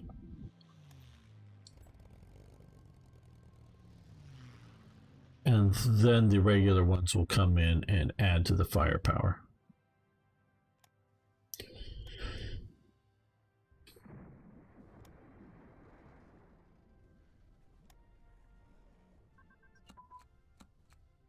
Air order place, yeah, I guess we'll accept.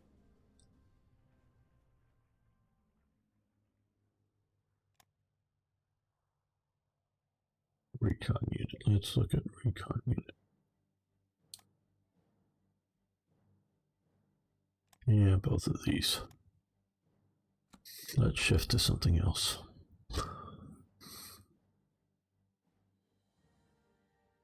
Yeah, now I can't build radar in Italian areas, so that is also a bit of a problem. Okay, we want to do commerce rating, so we want to do, and submarine crew training needs to be better, and we can also do trade introduction, so we're going to do both of those right now.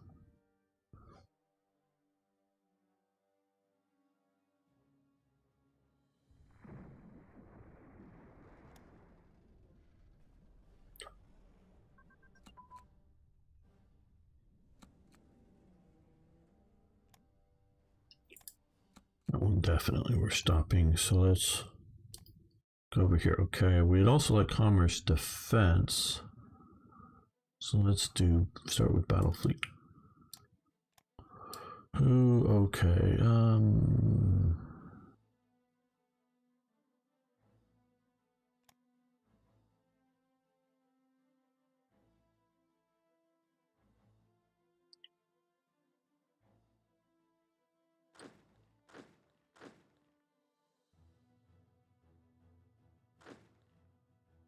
okay, second Panzer Group. I guess that'll be Guderian's command. A bunch more units, but they're not in very good shape yet.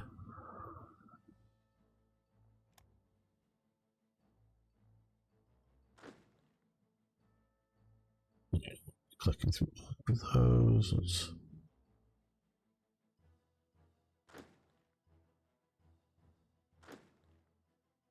Yeah, we'll give this one to Von Manstein. He'll get a promotion.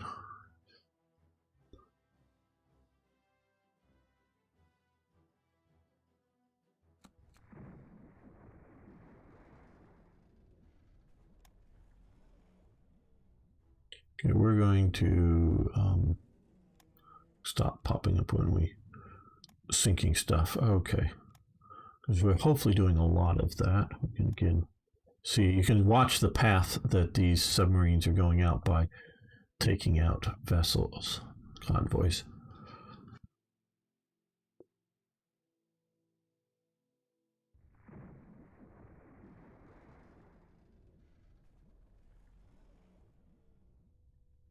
And they're just doing it as they're going out to their patrol zones. No.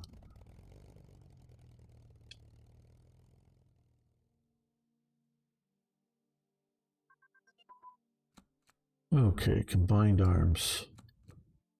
Advance.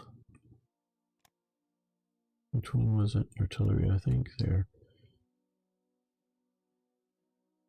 And artillery unit training has advanced as well.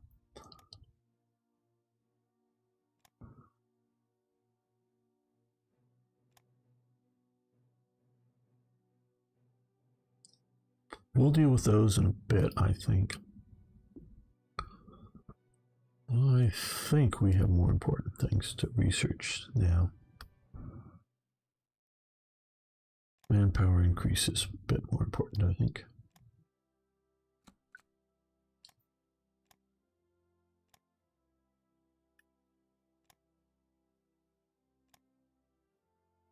Well, maybe not that many more supplies, but I know we have plenty of supplies and whatnot, but I just don't want it to get too low.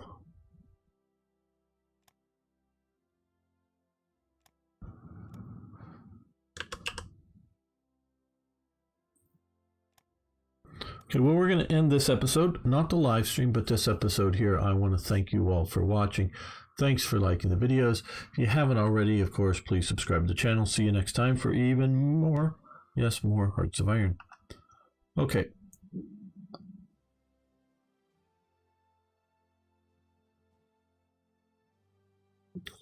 Let me just shift the bit. There we go.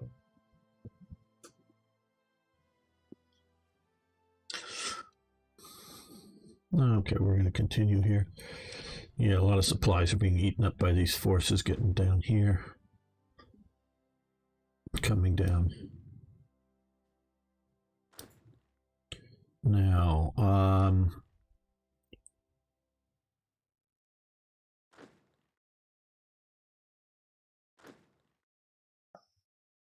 okay, Panzergroup von Kleist will come down here as well.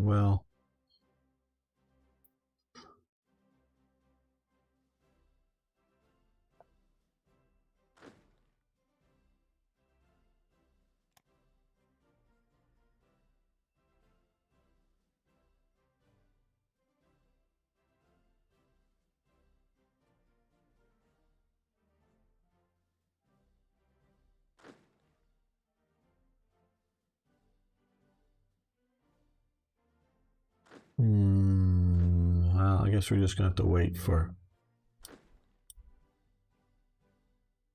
some of our more SS-like units get out of production, which is in February. How can they think it takes so long to train up a... Let's just... I want to see how long it takes to train up a pure SD unit. 191 days. Fascist militia unit. Fascist militia unit is actually less than an SS police unit.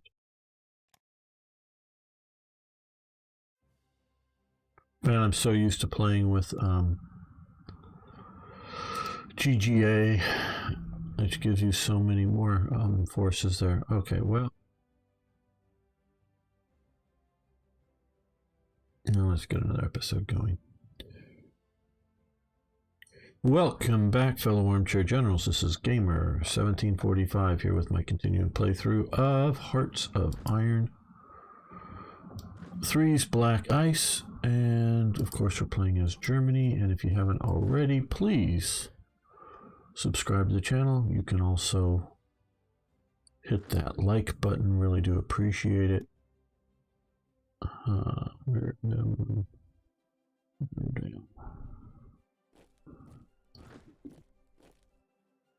Okay, well, we are in a bit of a...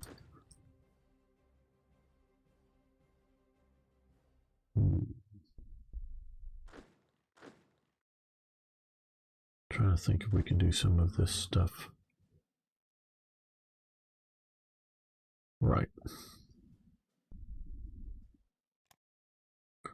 Let's move you here.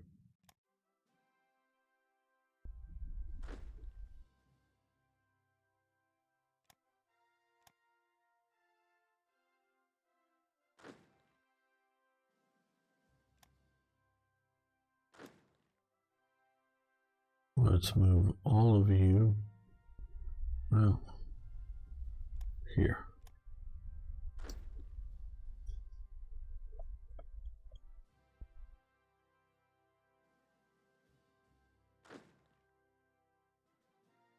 We've got units everywhere, but let's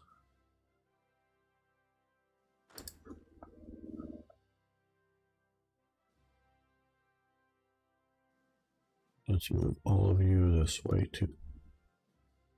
Hey Toy Jet, how you doing? And Eric's here. How interesting. How you guys doing?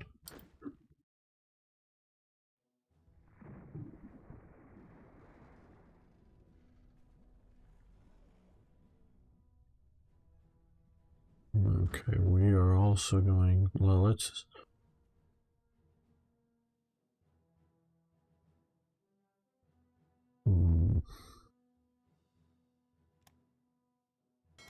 put you on board boats.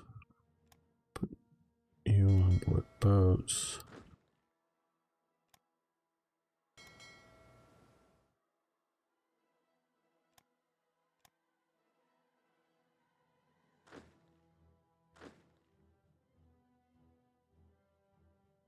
I'm doing well. Glad to hear you're doing good.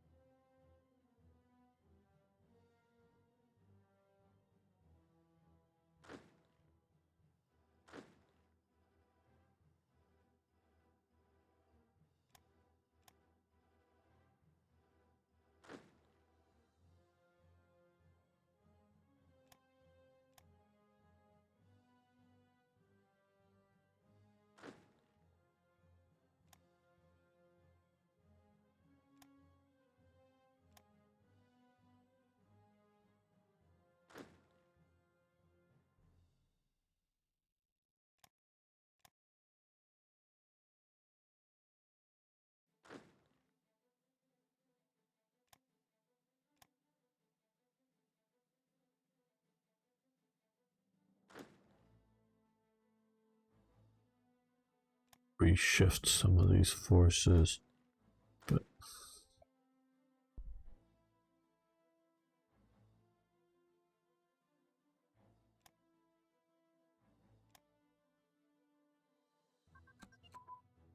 okay, long-range submarine classes have advanced. Nice. Grayed out, good, I guess.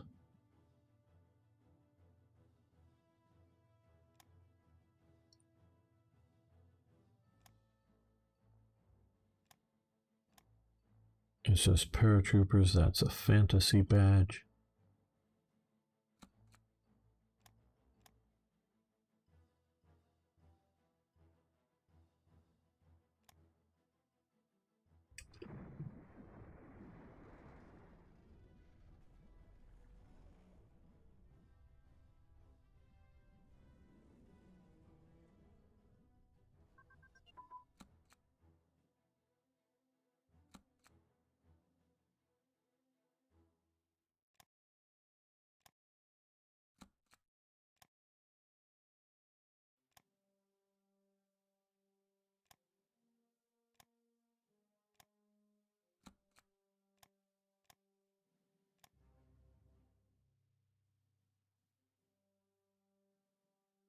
I guess we'll refit the 4th Panzer Division.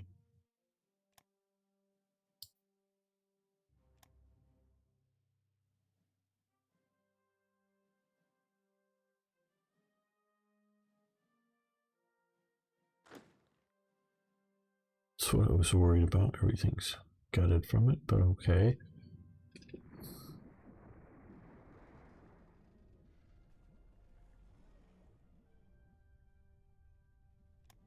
Bolivia. Well, if we can get Bolivia on our side, we're good.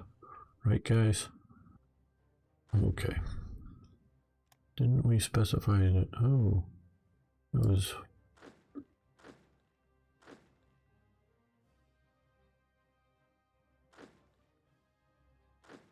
Okay. That's good. We'll actually promote von Manstein up, I think, even higher. We'll put Papa Hoth in charge of that. And we'll promote Von Manstein up. Okay, well, what we need now is not Liebs. Let's von Wunstedt. Yeah. Well, I don't know, we're going to ignore this. Well, let's actually send this to Paris. He has a police unit. I guess what we'll do is swing him south here. And we'll see about adding a few more corps to it. Didn't I send a transport unit somewhere up here? I thought I know. There he is. Where are you? Oh, you're there. You come down here. You should go fast. 21. Zip. Okay, what we're going to do here is, oh, he shouldn't be in charge of it. He's Luftwaffe and AA so, as well. Okay, he's a ranger here, so he's good in wood terrain. So what we're going to do here, offensive, we're going to put him in charge here. We're going to turn this into a motorized light division. Let's move out the... Oh, what? No, you stay over there. There we go. And you go over there. I must have hit the top. Wrong one there. Okay, so now we have a motorized Jaeger division, and now we're going to have an armored Jaeger division. Why am I doing this? Am I just being silly? Well, what is pictured there is really more of what we're seeing up the top there as a landing craft. It's a tractored boat. But Germany did, and I would say that they're about the first. They did, and they were mostly being prepared for an invasion of England. Some, I think, early experiments prior to the, whole Fall-Gelb stuff. Some after it. Most of it ends up being used on the Eastern Front. Some of it is with tanks that are, at least theoretically, and I think testing, they were sealed up, watertight, so water wasn't coming in, or at least coming in too fast. And they had, a floating, tubes that go up to the, like floats on the top that were, snorkels that, bring in air for the engines as well as the crew and take the exhaust out. Now, I know some tanks, including the modern Russian ones, still sort of do this with a small fixed snorkel. The Germans, what had been the West Germans, but now the modern Germans, they at least have a system that is in sections that you stick on top of one of the hatches that you can at least in theory climb up and down. So I always picture one of these tanks getting stuck under the water and then going and the engine failing, and then how do you get the hatch open underwater that you got to push against the water pressure? Yeah, I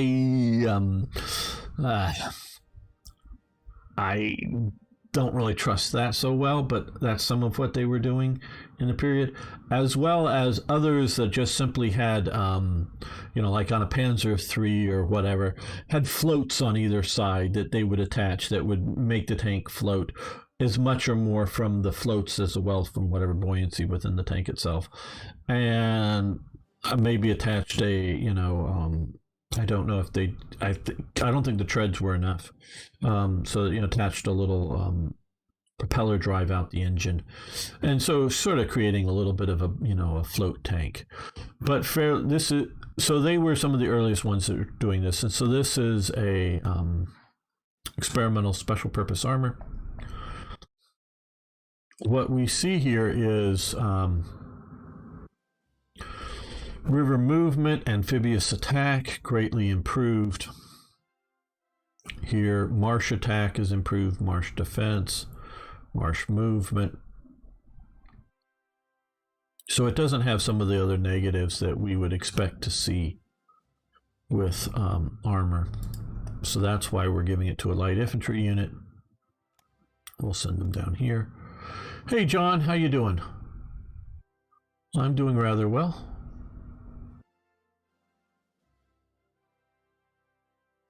And so when we get to some rough areas like here or up here, particularly some of these special purpose armors, I think will be very useful within the Jaegers.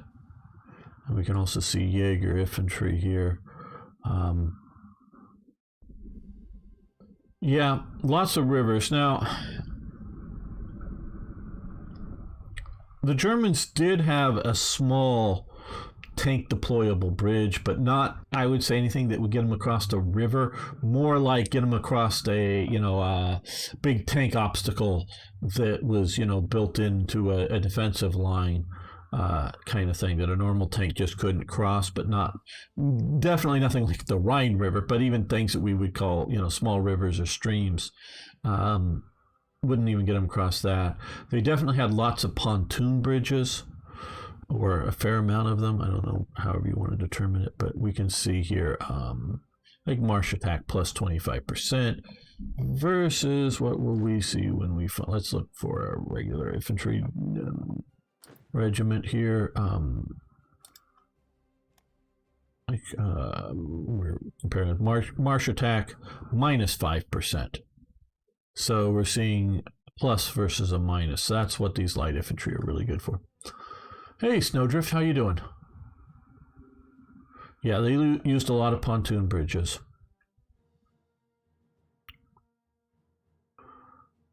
Pontoon bridges can be used, and they did use them coming across the Meuse and others that are against opposing forces, but really get to be problematical pretty quickly. Oh, shit, I just think I remember. Okay. Oh, man. Let's see if we can do this.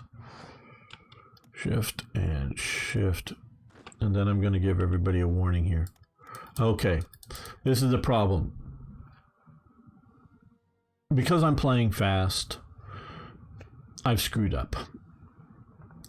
When you have a command unit like this, and since it was removed by events, but it didn't remove the specialty unit here, it's now locked this in, and I think if I were to sacrifice something like this, we may just sacrifice this horse transport. What is more expensive to build?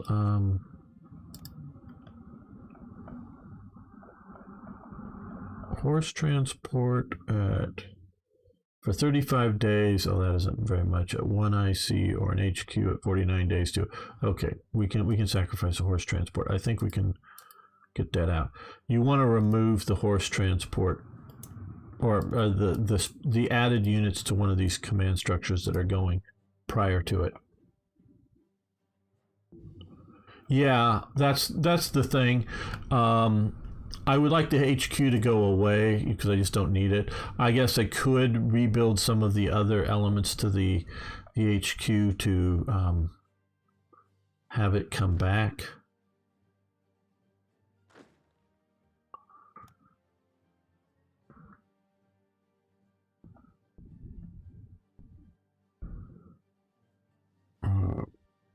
What is Landau? Let's see, where are we?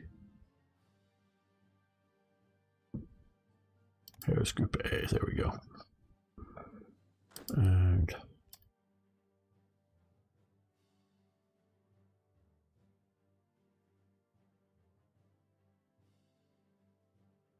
there it is. Okay. And so Papa Haas, I guess we'll give them to.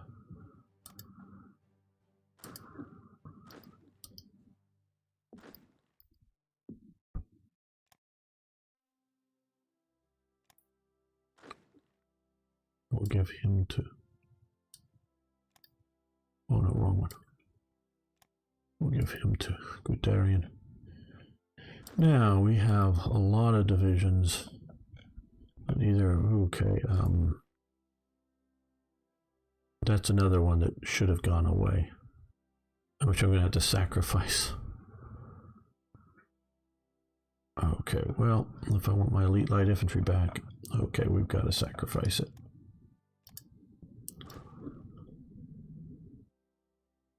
Detach. Ugh.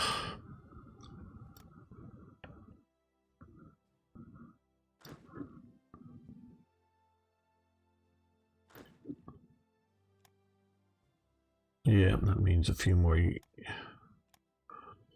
Yeah, need to build a few more transport brigades that I get to just sacrifice.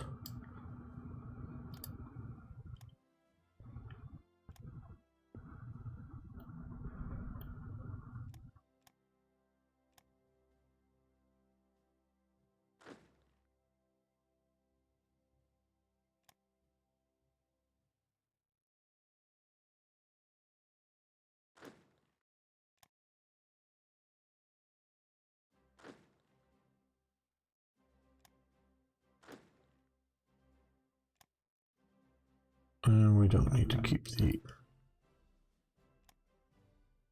these guys under them. Okay, they're gonna. We can still see we have a lot of partisan activity, so we'll move them down here. Now, I don't think too many of these, we're gonna have too many partisans pop up, but we can see the well, because of the partisan activities, we can see here a little bit better here. Black guys, well, I guess that's not so bad. Oh, what's the partisan? Well, 1-6. Here we might be able to see. Well, no partisan activity. What do we want to do for France? Military government is what we currently are under. Can't do collaboration government. We could try full occupation. Revolt risk jumps from 16 to 18, so 2% isn't bad. Local manpower modifier. Well, manpower, it's getting pretty.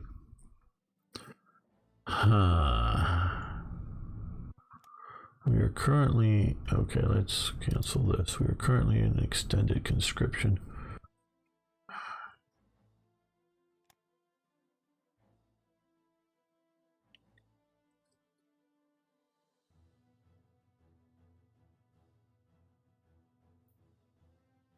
This whole money thing is so BS in my opinion. God.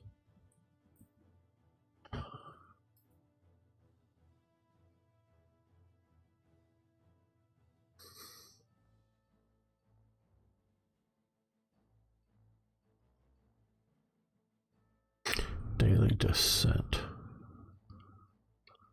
Well, we're going to go to service by requirement. I don't know that I agree with their.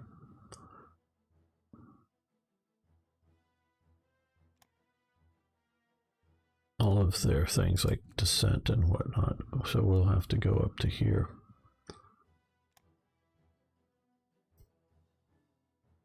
Like I say, I don't agree with a lot of this.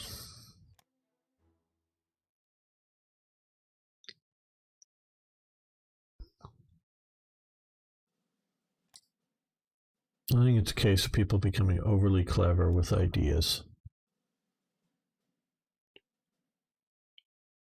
Well, yes, I do build special divisions for anti-partisans, and we can see they mostly look like these things, an SD and a militia group. That normally does good enough partisan suppression and normally good enough combat stats to actually combat partisan units that do pop up. Garrison divisions are mainly like port defense for me. I have some lightweight ones, some little better ones.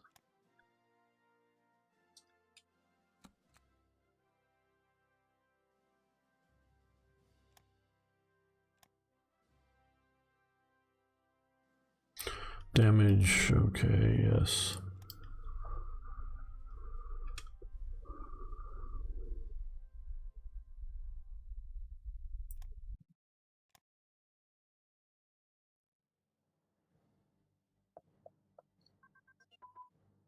Okay, aircraft prototype evaluation.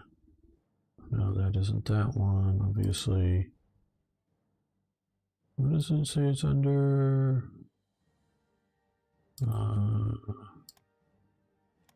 Oh, here. There we go. Stop that.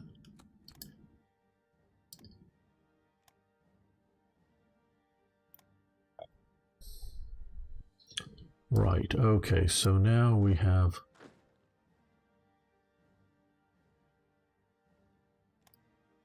He's going to be under Kleist group.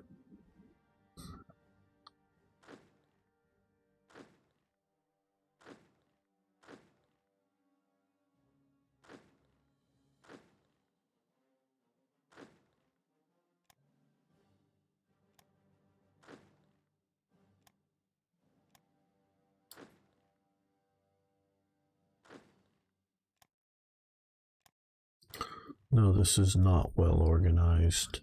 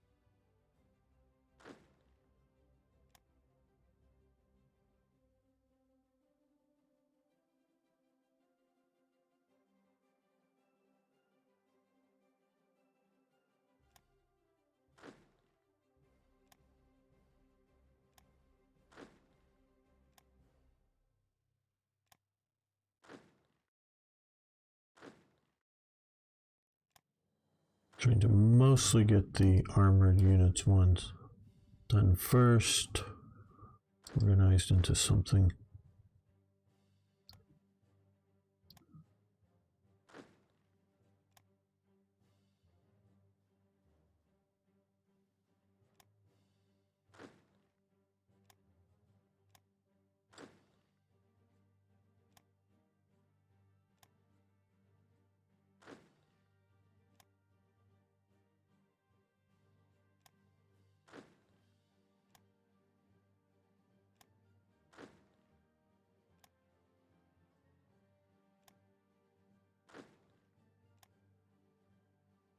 Okay, well, we've run out of at least close to HQs. Thank you, David. I do appreciate that. Arno's just being a really good moderator and trying to poke everybody into doing the right thing, as it were. And I do appreciate all of Arno's efforts.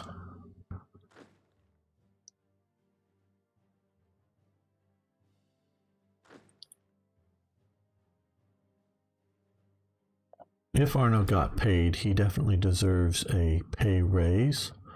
Unfortunately, he doesn't get paid for all of his wonderful work here. But, well, can't have everything. Okay, where's Schweppenberg's command? Which is, oh, Gross Deutschland's way out there. Way out there. Oh, well, they won't make it in time, I don't think. I wish I moved them faster, but I'm just super confident in our ability to attack.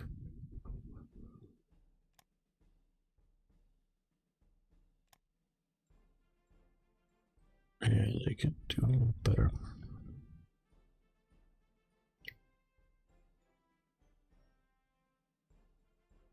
Thank you, David.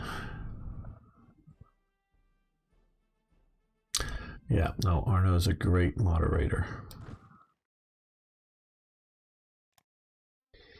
I don't know, just moving him this way, I guess. Okay, well, let's not be entirely stupid about this. Let's get some forces to the front line. I know these are panzers in the mountains. They're just going to have to do. No terrible.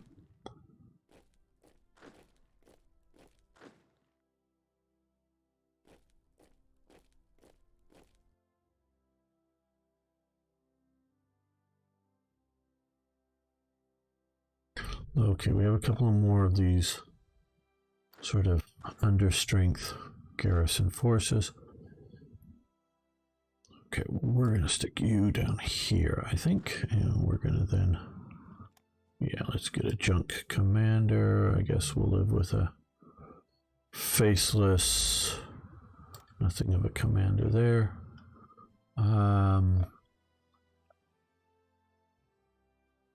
Well, let's put the other one over here. We need some more forces in Amsterdam, where we're going to get invaded there, I suspect. So,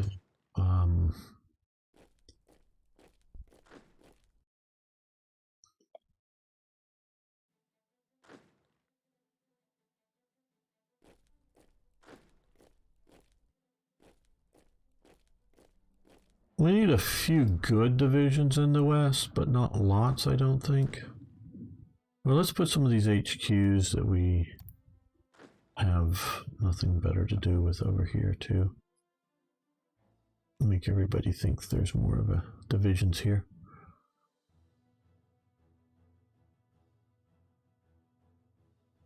Roll mops. Don't know what roll mops are. I guess it's a Dutch thing.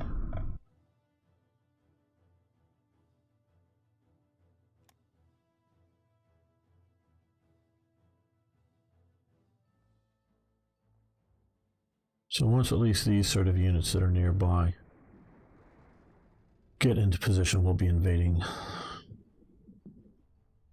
Yugoslavia. Okay, Germania disbanded, which it wasn't. But what they're saying is it's going to be disbanded to create a new division, and it did get transferred to another division. I know that. And I do believe it's Vinking that it gets transferred to. But we have units up here that have made it. Okay.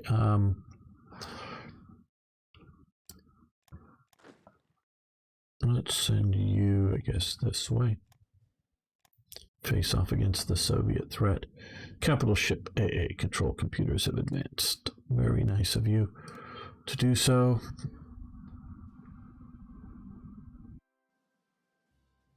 I guess that's that one. It's grayed out. Right. Oh, well, I guess we need to be in technology anyways. Let's see about improving some of our transports.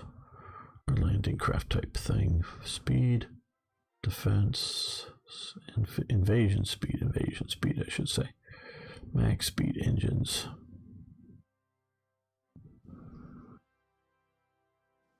I like increased max speed. Keep them out of enemy. It's fish. Okay.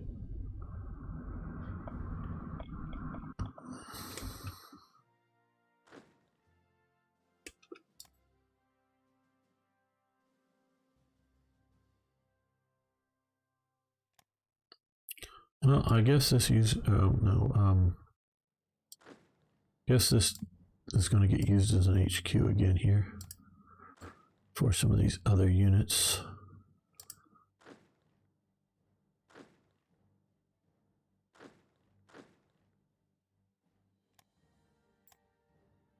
Not what I wanted, but oh well. He's coming now, slowly, but whatever.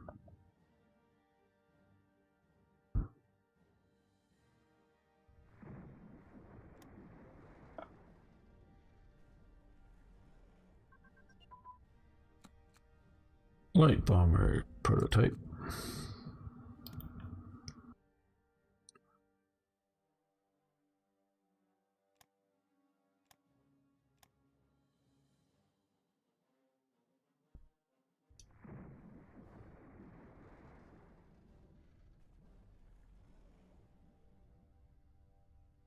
Okay, now I think well, I don't know if enough is the right term, but there's a bunch of supplies that have made it to the area. I'm going to try to do this without much in the way of, oh, we have air units down here that I sent down that I don't think are operating at all. Let's get them to strike.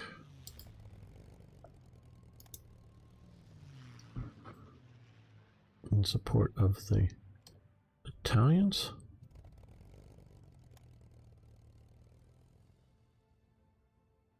No, that isn't very good. Let's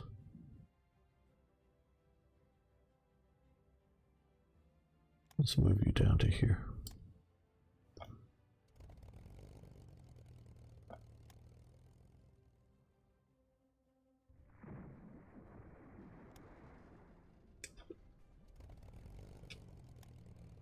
So we're hitting them along with some Italians.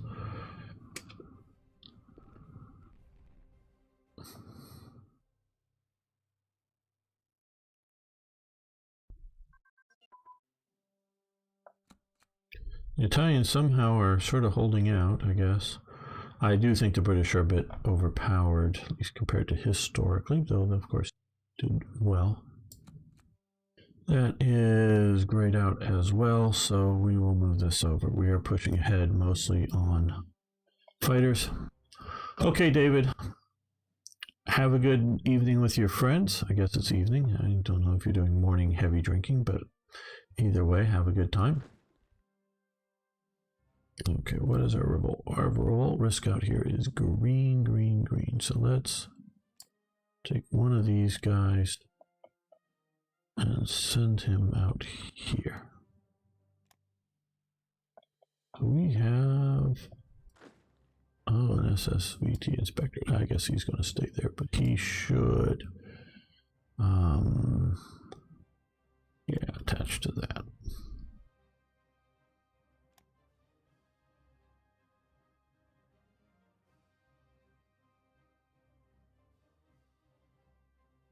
Okay, well, what you're going to do is march up to here.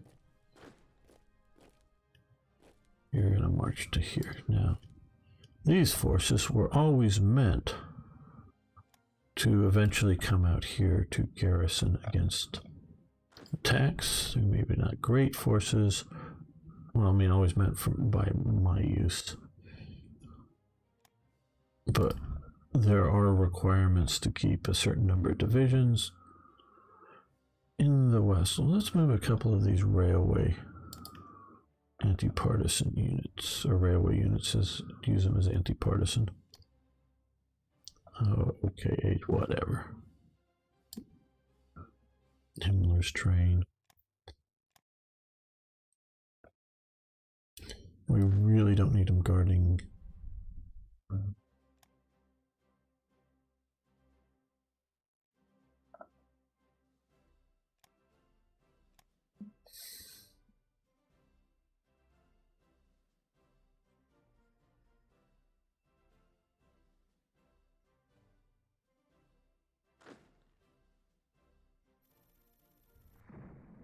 Oh, Yugoslavia wants to buy. Okay, well, sure, you can start production.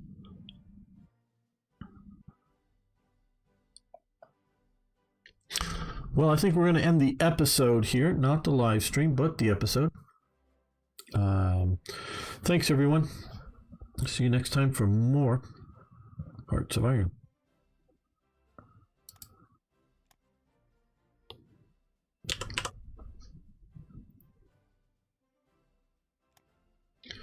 Good. Okay, well, we're going to start the invasion of Yugoslavia, but I'm going to get something to drink first, so I'll be back. Well, actually, no, I'll be back, though. Hold on just a second.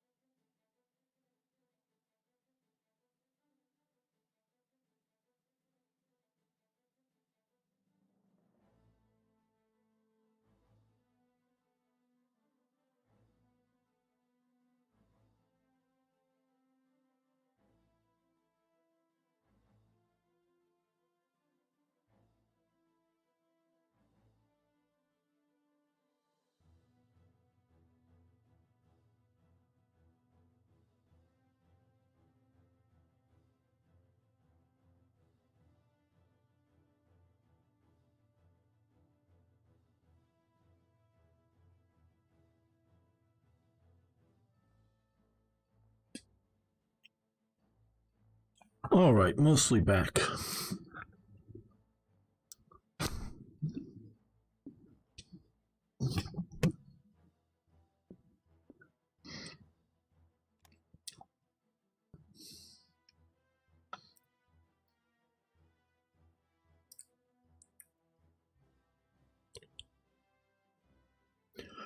Hello, fellow armchair generals. This is Gamer 1745. And in this episode, we will be invading Yugoslavia. But before we get into that, I want to thank Sirkan and the Hoffmanator for support over on Patreon. It is so gratefully appreciated, as well as the rest supporting over there. But everyone else, I would just ask you, if you hit that like button, and if you haven't already, please subscribe, post a comment. It really helps. Thanks so much. All right.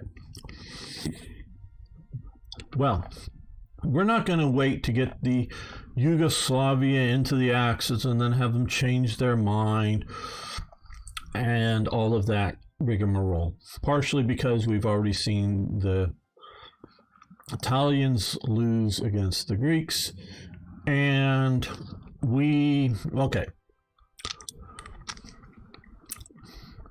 I firmly believe in securing the Mediterranean before invading the Soviet Union, whether in this game or as a historical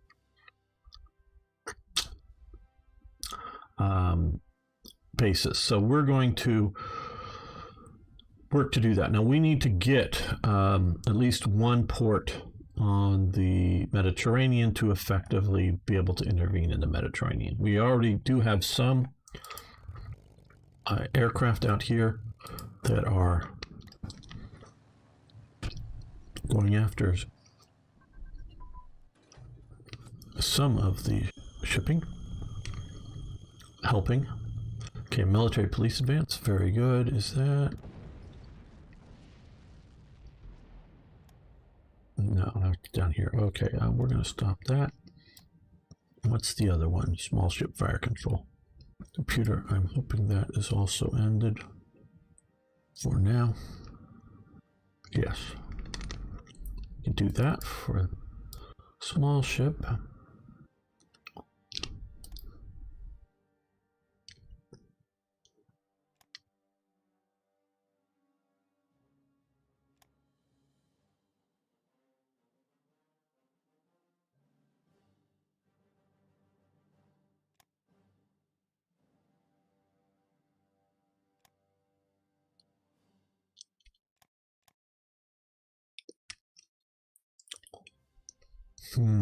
Okay, well, there's a bunch of things to do. It's just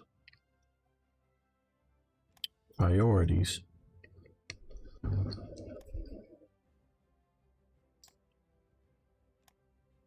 Oh, we have even more. Okay.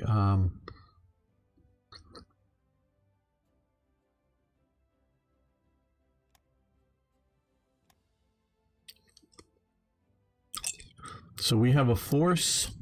Is it strong enough? Well, I think so. I mean, it's not scientific, but I think it's strong enough to take on the Yugoslavians.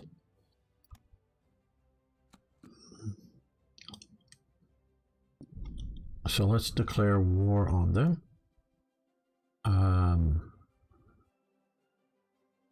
Just to conquer.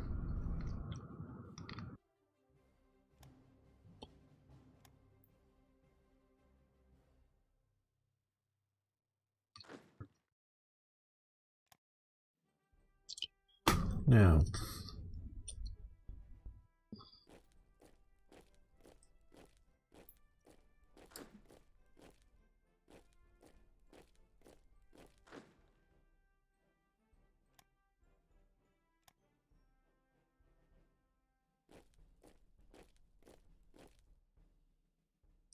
actually, I want you to come here.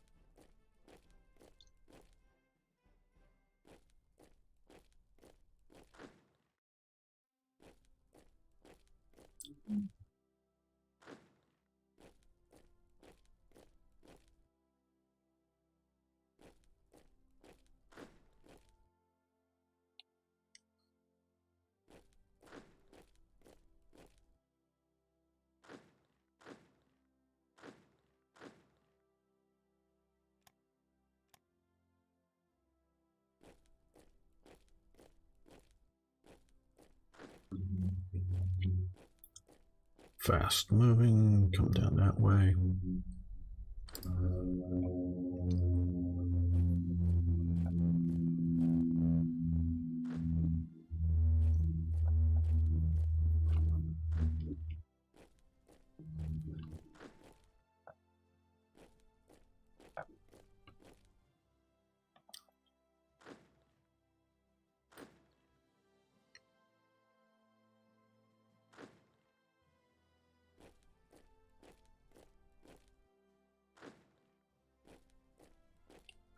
I think I have a mountain division in here, don't I? You're just not there yet? Oh, probably, oh, here, stacked here. Yeah, guess he'll attack.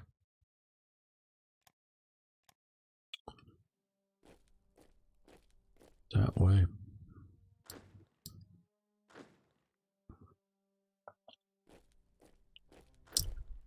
This is not the best plan. It would be,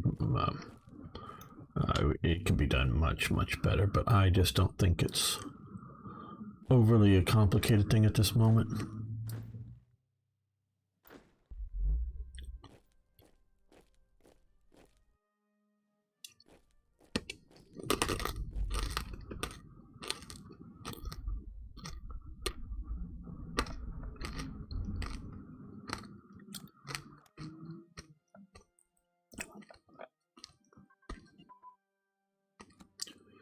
Heavy anti-aircraft guns for light ships.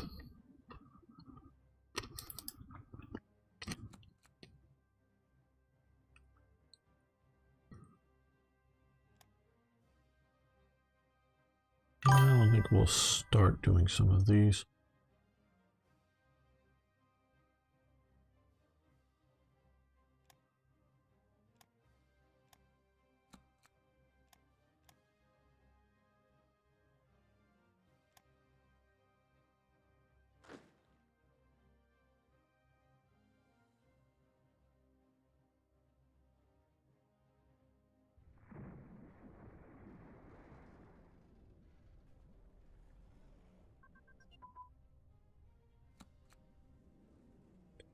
Here's your fire control. There's good.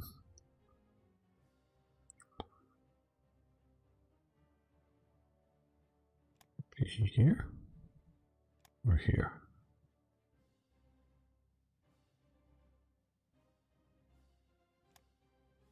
It is cruiser fire control computer. That's I guess it's just a 1940. That'll be good enough.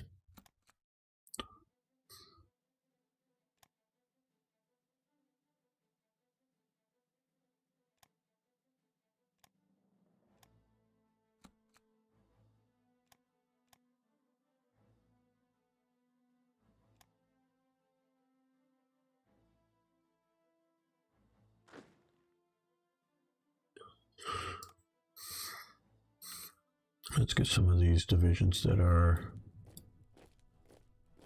not doing anything moving, I think, instead of just waiting for the breakthrough to happen.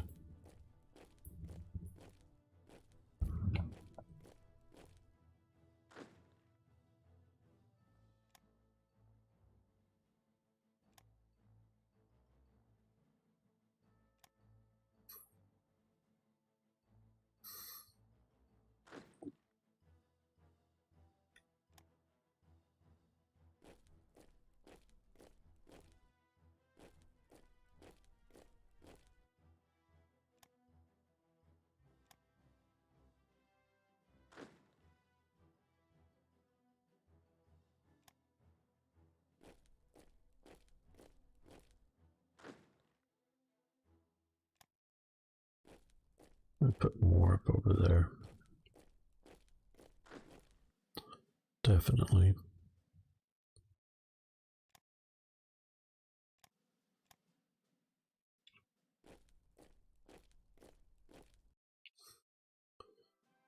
Hello, Annex. How you doing?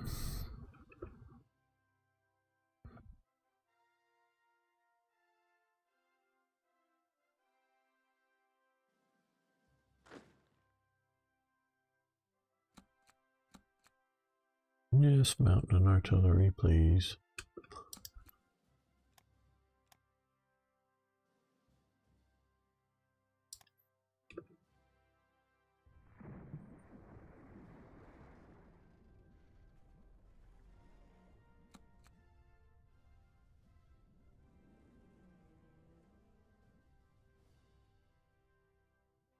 Actually, I got a Ricola cough or throat thing because my throat was feeling a bit rough, and that was more of the issue than actually being thirsty. So I didn't actually get something to drink.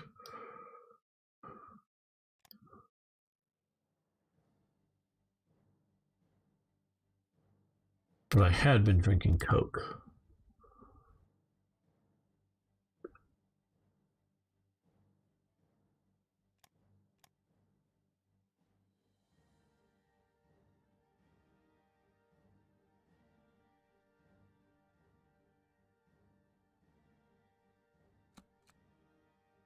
Major victory here.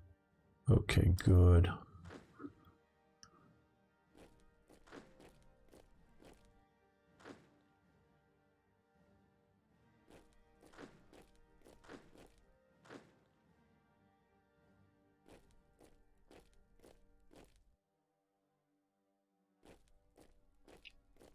To Ljubljana. Cut them off. You just come straight down this way and push down that way more directly.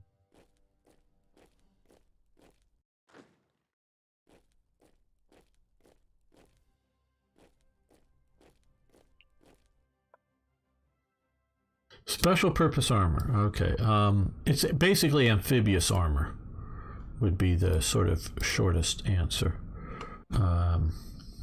So I gave them to some Jaegers that they'll fight better in swamps, or if I were to do an invasion with them. These guys here is what you're seeing. So that's special purpose armor.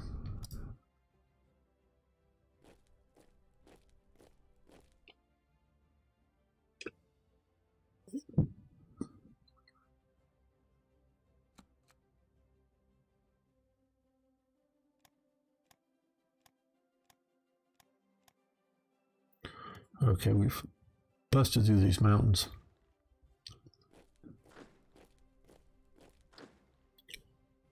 Now we'll hit these garrison troops.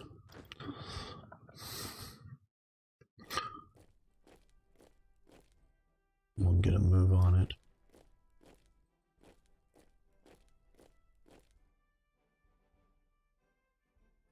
And you get a few units via events, though they do cost you. No, I think they're useful. Okay, good. More garrison troops, and now technology here. And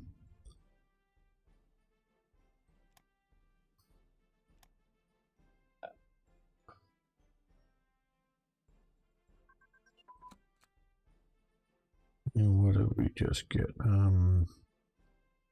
Capital ship fire control computers.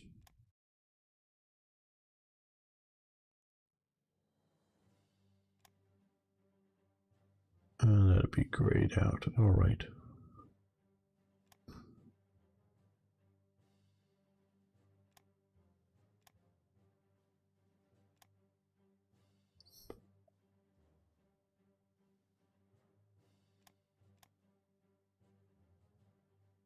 Now I'm already noticing what are these supply problems. So what we're going to do is we're going to fly these guys down to, well, let's see, where are we going to put these guys? I think back in Vienna, because they'll have considerable range.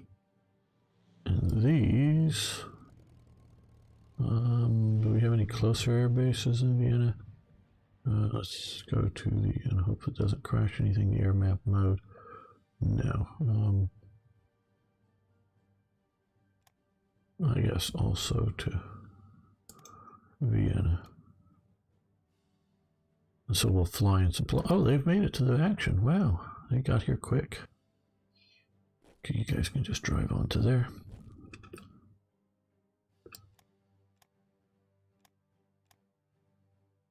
because Greece is already at war with us, I don't know how these Italian units are able to be here, what's going on with them.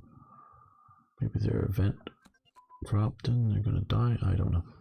Cruiser AA control, computer.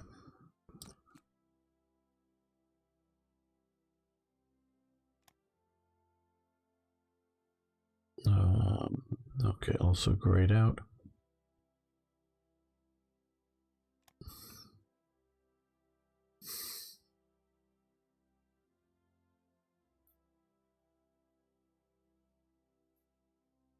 Yeah, we'll do that. And active sonar. So we have that. Okay, 41.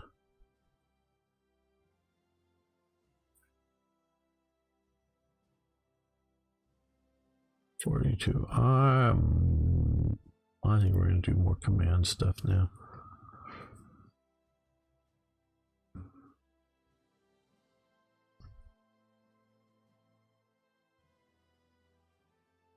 Well, red HQs I think we'll do next.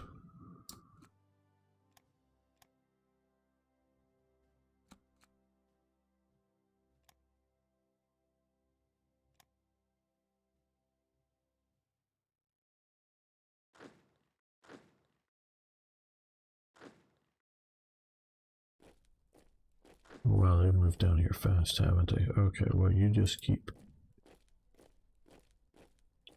moving.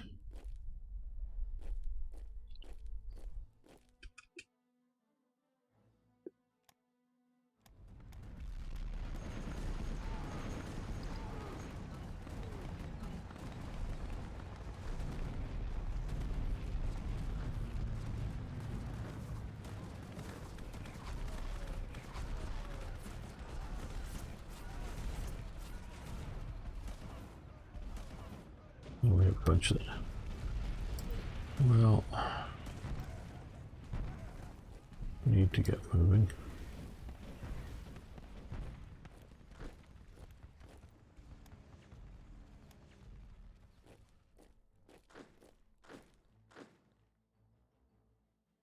Very much in this campaign try to use speed.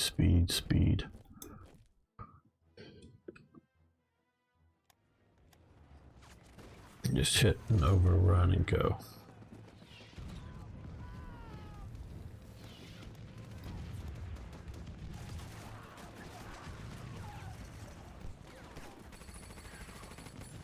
Okay, well, we don't have supplies yet, but we'll start the air supply operations.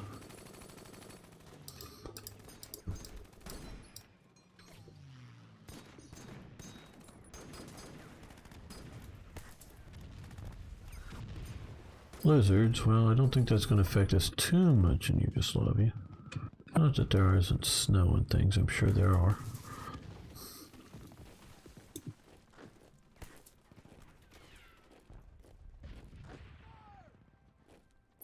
You counterattack, I think that is mountainous. No, just hilly, okay, but either way.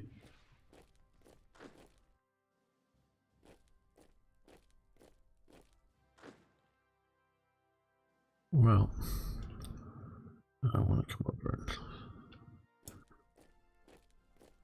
Sarajevo, here you come.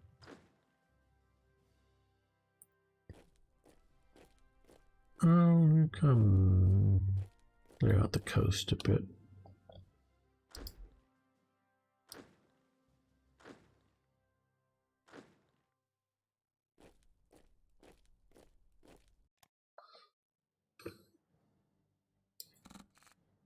No, lots of things just happened. Okay. Medium popularity. Well, we no longer low. Okay. Italy lost a ship. French guns from the Maginot Line. We could scrap them, but I don't think we need the metal or even rare materials that much. So we'll take those. More Becker upgrades. New battle commander. Good. Reorganize, illegal printing.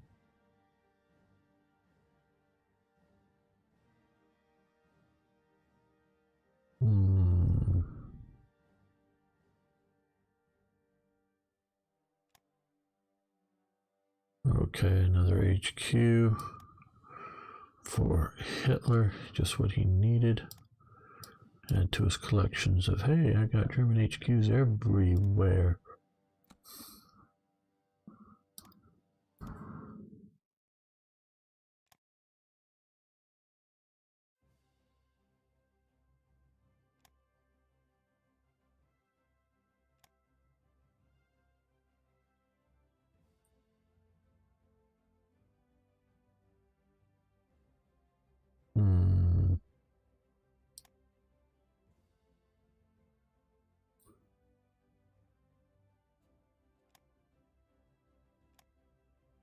Do we still have even more leadership?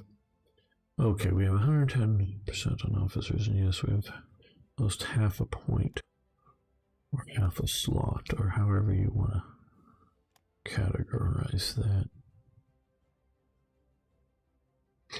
So we could do the snorkel, that's not too far. Visibility is down heavy, so yeah, we'll do the snorkel.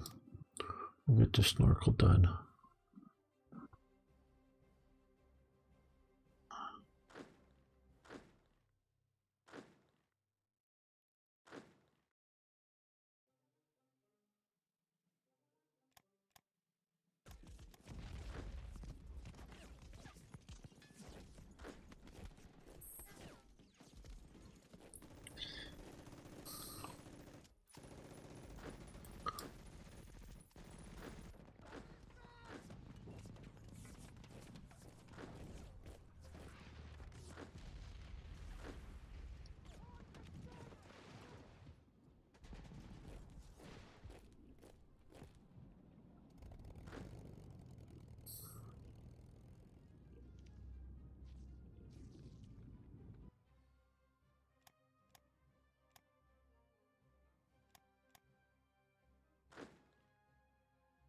Well, you can support that attack, Papa Hoth.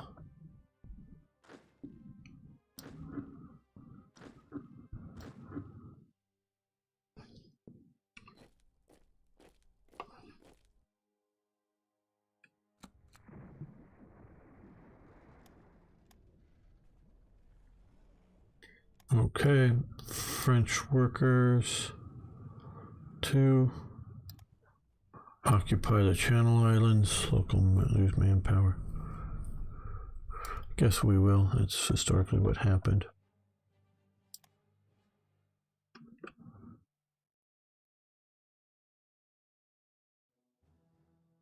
Okay, well, we have a lot of garrison divisions now. Let's look at our revolt risk. Okay, I guess we've just nationalized Norway, so it's just going to stay yellow.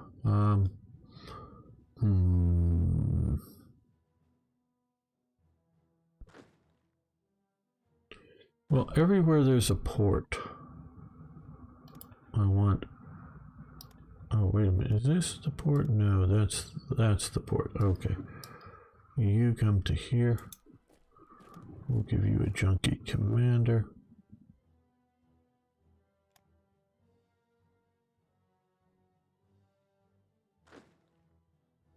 So we need one in.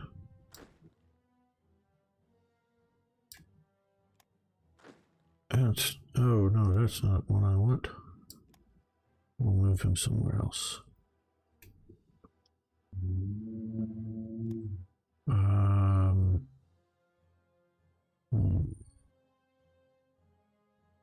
I don't know. I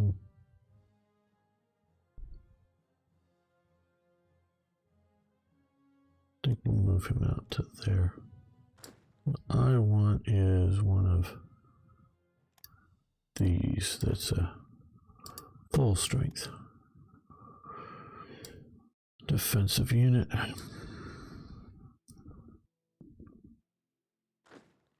And then we got so many units in Rotterdam right now. Yeah, they got more Germans in Rotterdam than Germany, it seems like. Okay, well, no, let's, well, I don't know. Not so much him. Not so much him. Oh, okay. Well, let's see. Right. Okay. Well, let's take all of you guys and move you this way.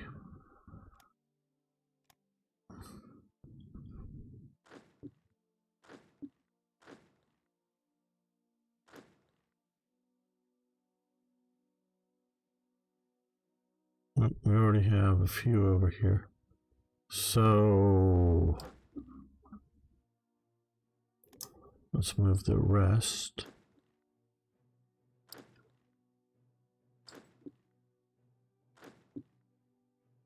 You're already there. You can go this way.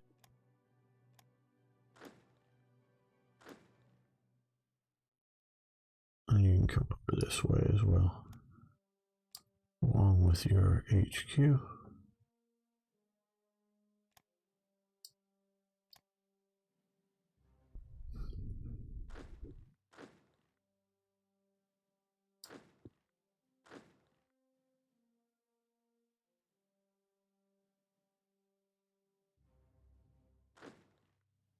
Oh well, we're going to let that sort of get a few more units out of there, but let's drop in.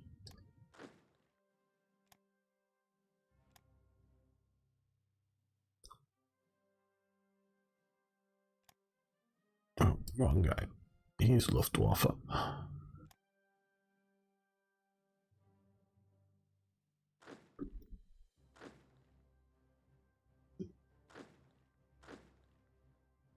Yep, we need a garrison there.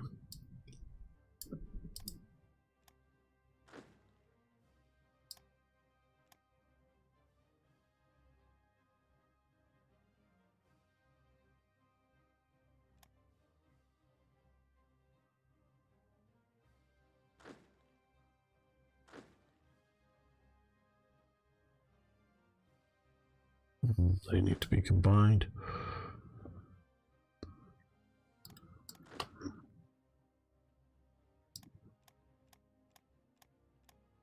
There we go. Wrong commander. He's a good panzer commander. We're not going to leave him in a infantry division, even if it's a decent one. But what we need to do is put us a garrison division here. I know you were all looking forward to exciting actions in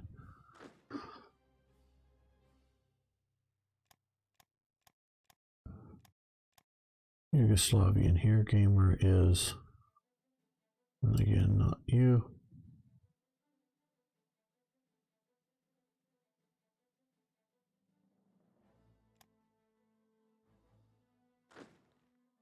Messing around with garrisoning France.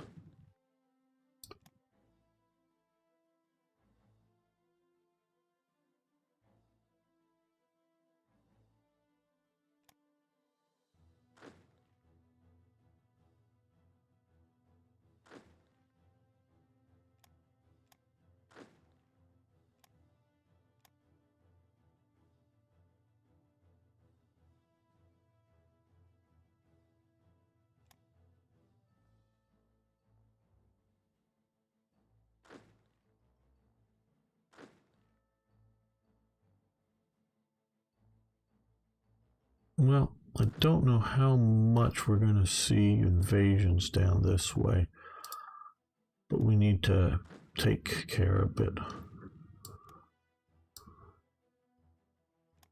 There we go.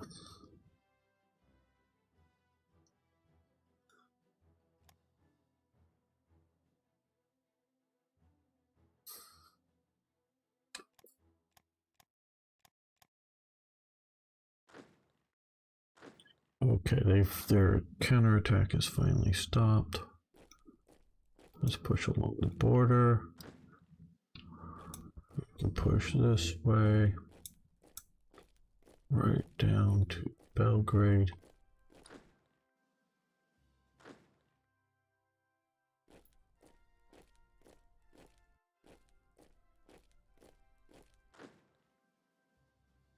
Didn't he get any? Wow. He didn't get any subunits. How did I mess that up? I guess just being me.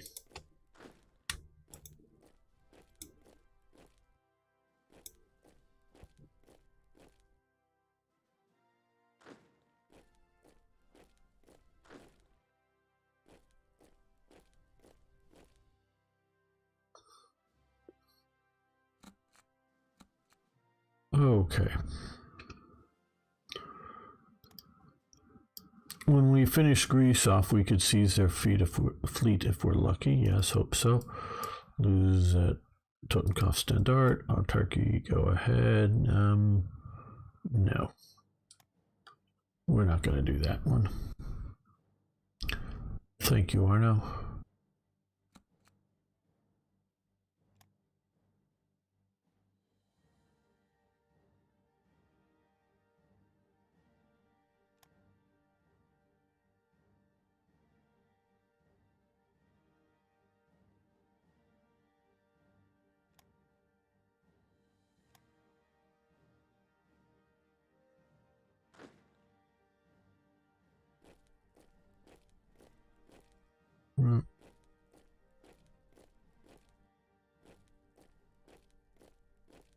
No, okay. Gotta click every intermediate. I just want you to clean up along the border.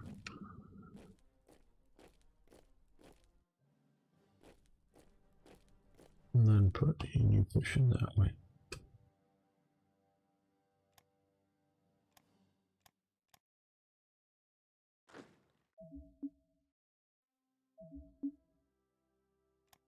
Oh, you can't attack yet.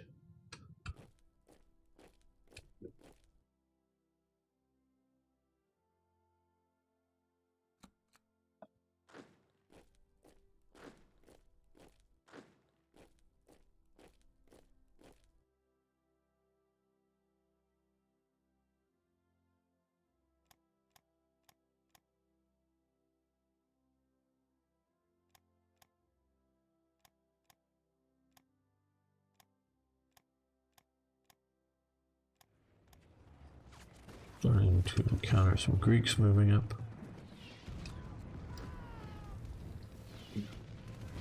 Okay, you keep pushing that direction.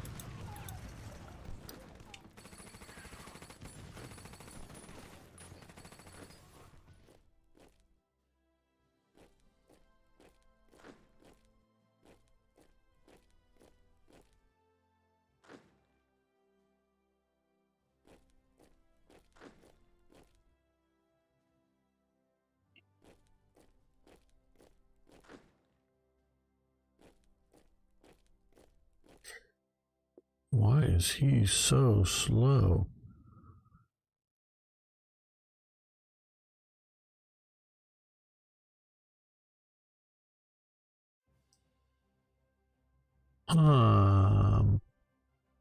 I guess it's a river crossing or something. Okay, that makes a little sense.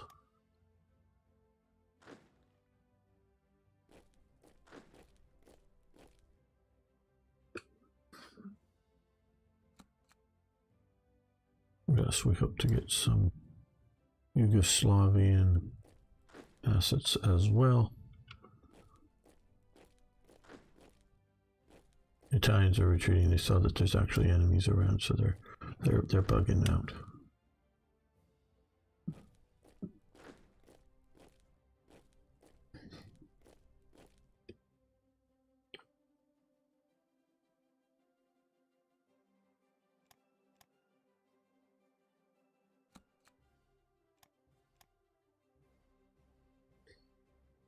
And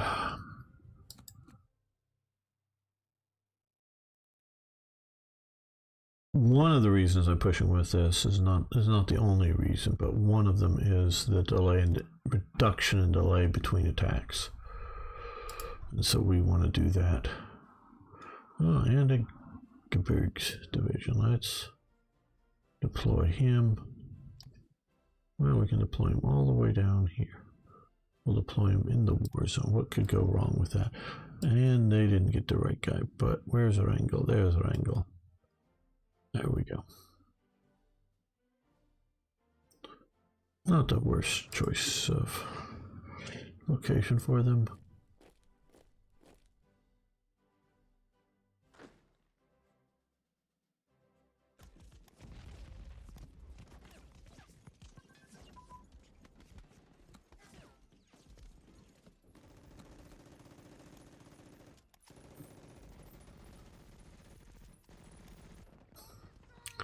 Special purpose armor. here. Okay, grayed out.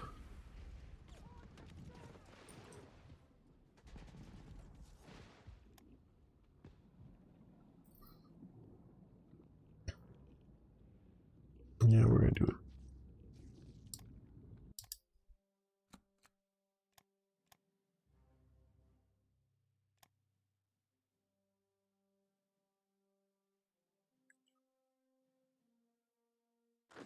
Okay, you guys taking them out.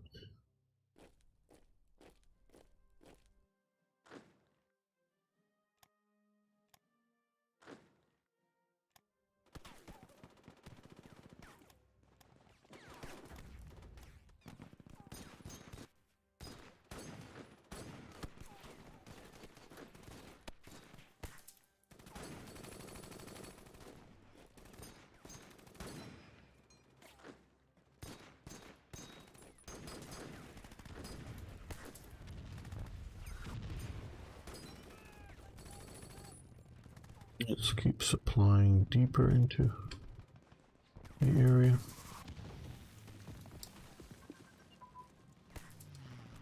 Oh boy, a lot of these are coming right now.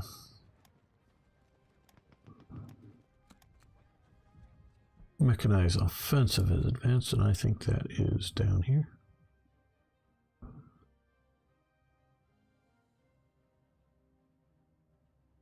Thought it was down. Well, maybe it's grayed out. Or no, is it over?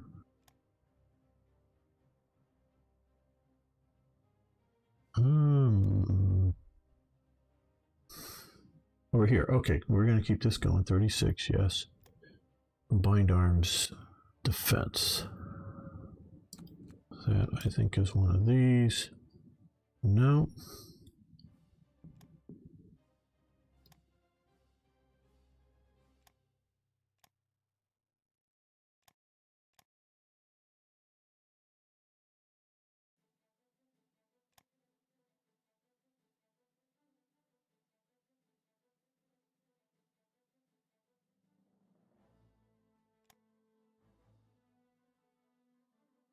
Combined arms defense advance. So level 1. I'd just like to know. Oh, okay, here it is. Okay, just want to know what's going on. Basing advance. I know it's one of these up here. Okay. Yeah, we want basing efficiency. We're going to let that continue. All right. Well, that's continuing.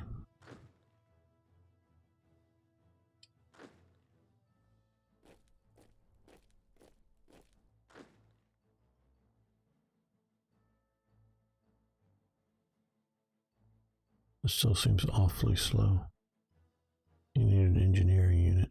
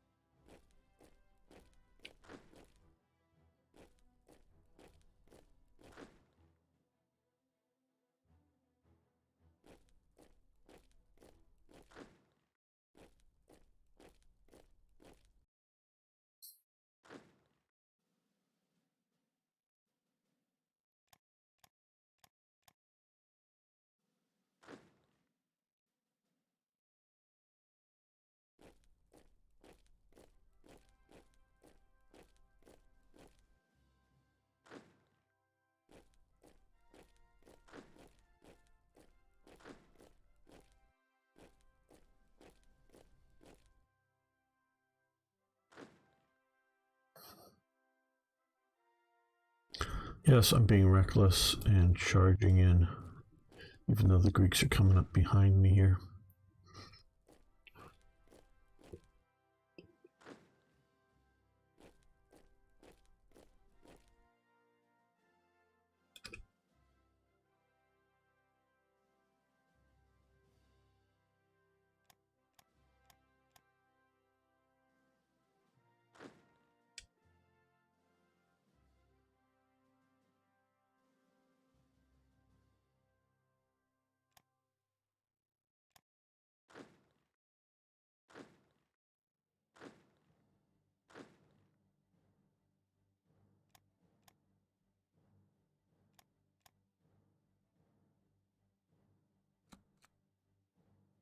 And these guys are holding up long term.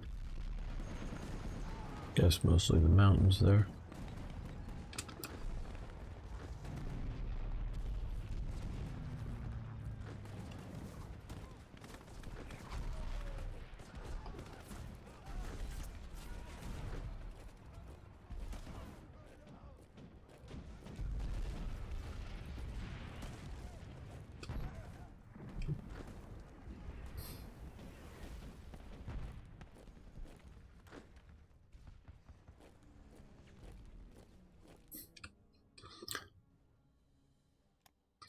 Just sort of a flowing into Yugoslavia, I would say.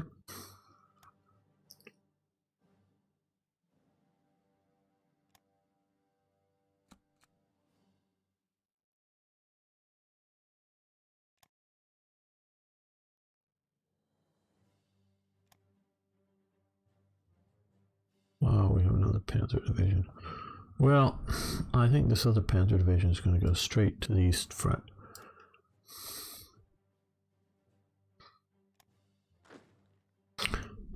And Rendelet can have it. Well, let's put a few more of these garrison forces back this way.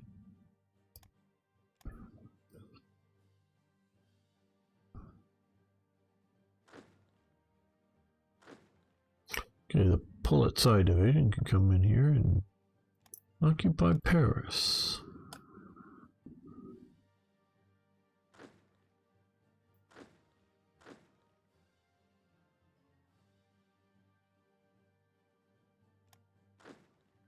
Well, I guess you'll pursue these guys. So you can get across that river and come around here effectively.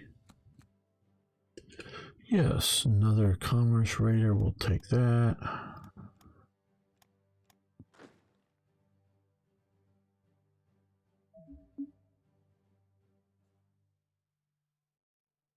Now you can move, okay.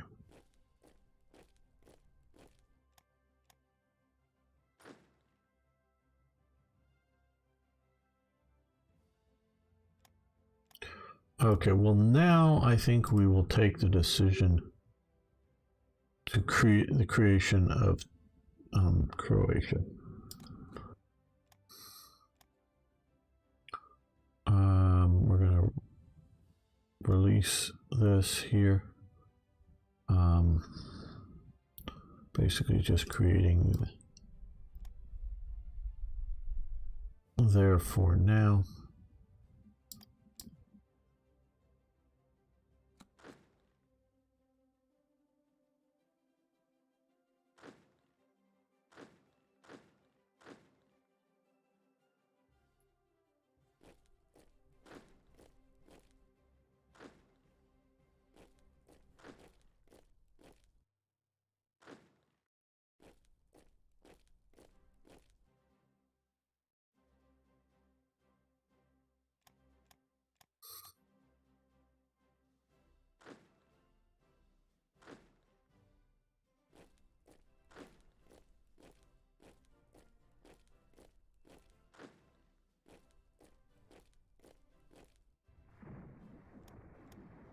Is this guy moving any faster now? God, no, what?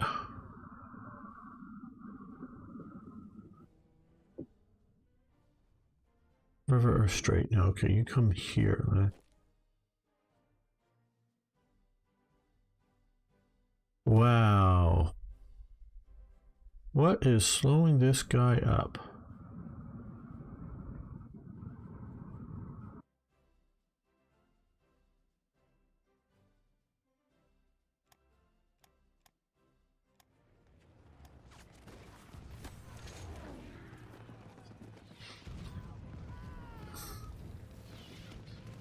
It should be moving at...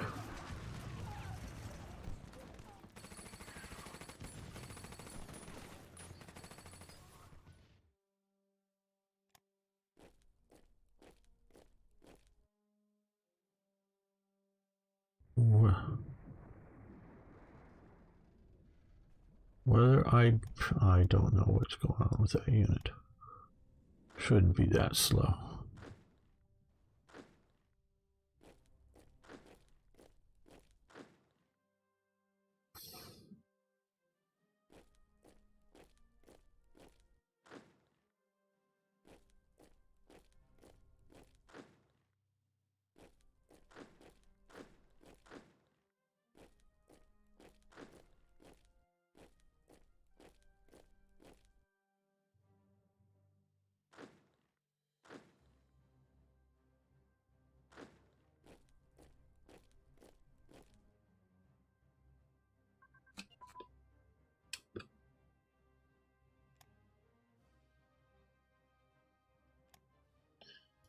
Infantry unit combined arms. All right.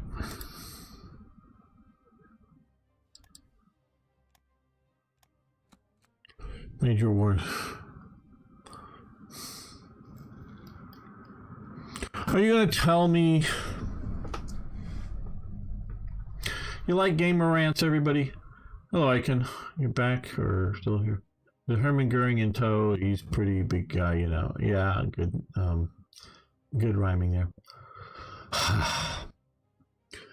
Major war munitions plant damaged by disgruntled citizens.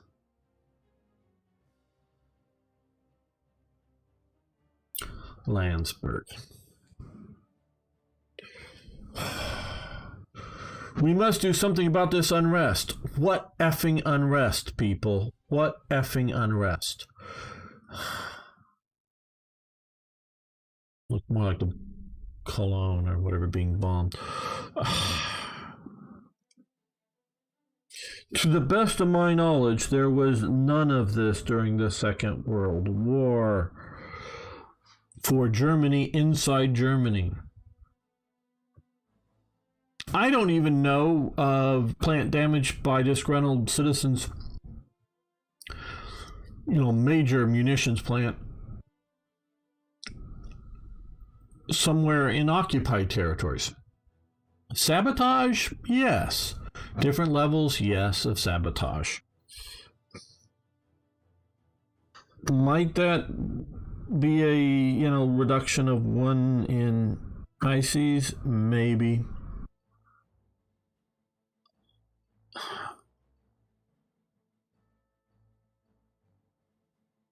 This is just ridiculous. Okay.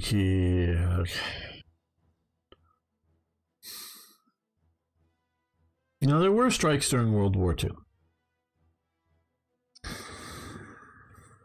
There were strikes in the United States during World War II. One of them I know was, I think, in the Chicago area. But don't hold me to that. Could be like Detroit or somewhere like that. The transportation workers, the guys who ran like the buses and the trolleys and whatnot, struck because they were bringing on black employees. There was a lot of racism in the South, a lot of segregation in the South. That's where we always hear about it. Most assuredly.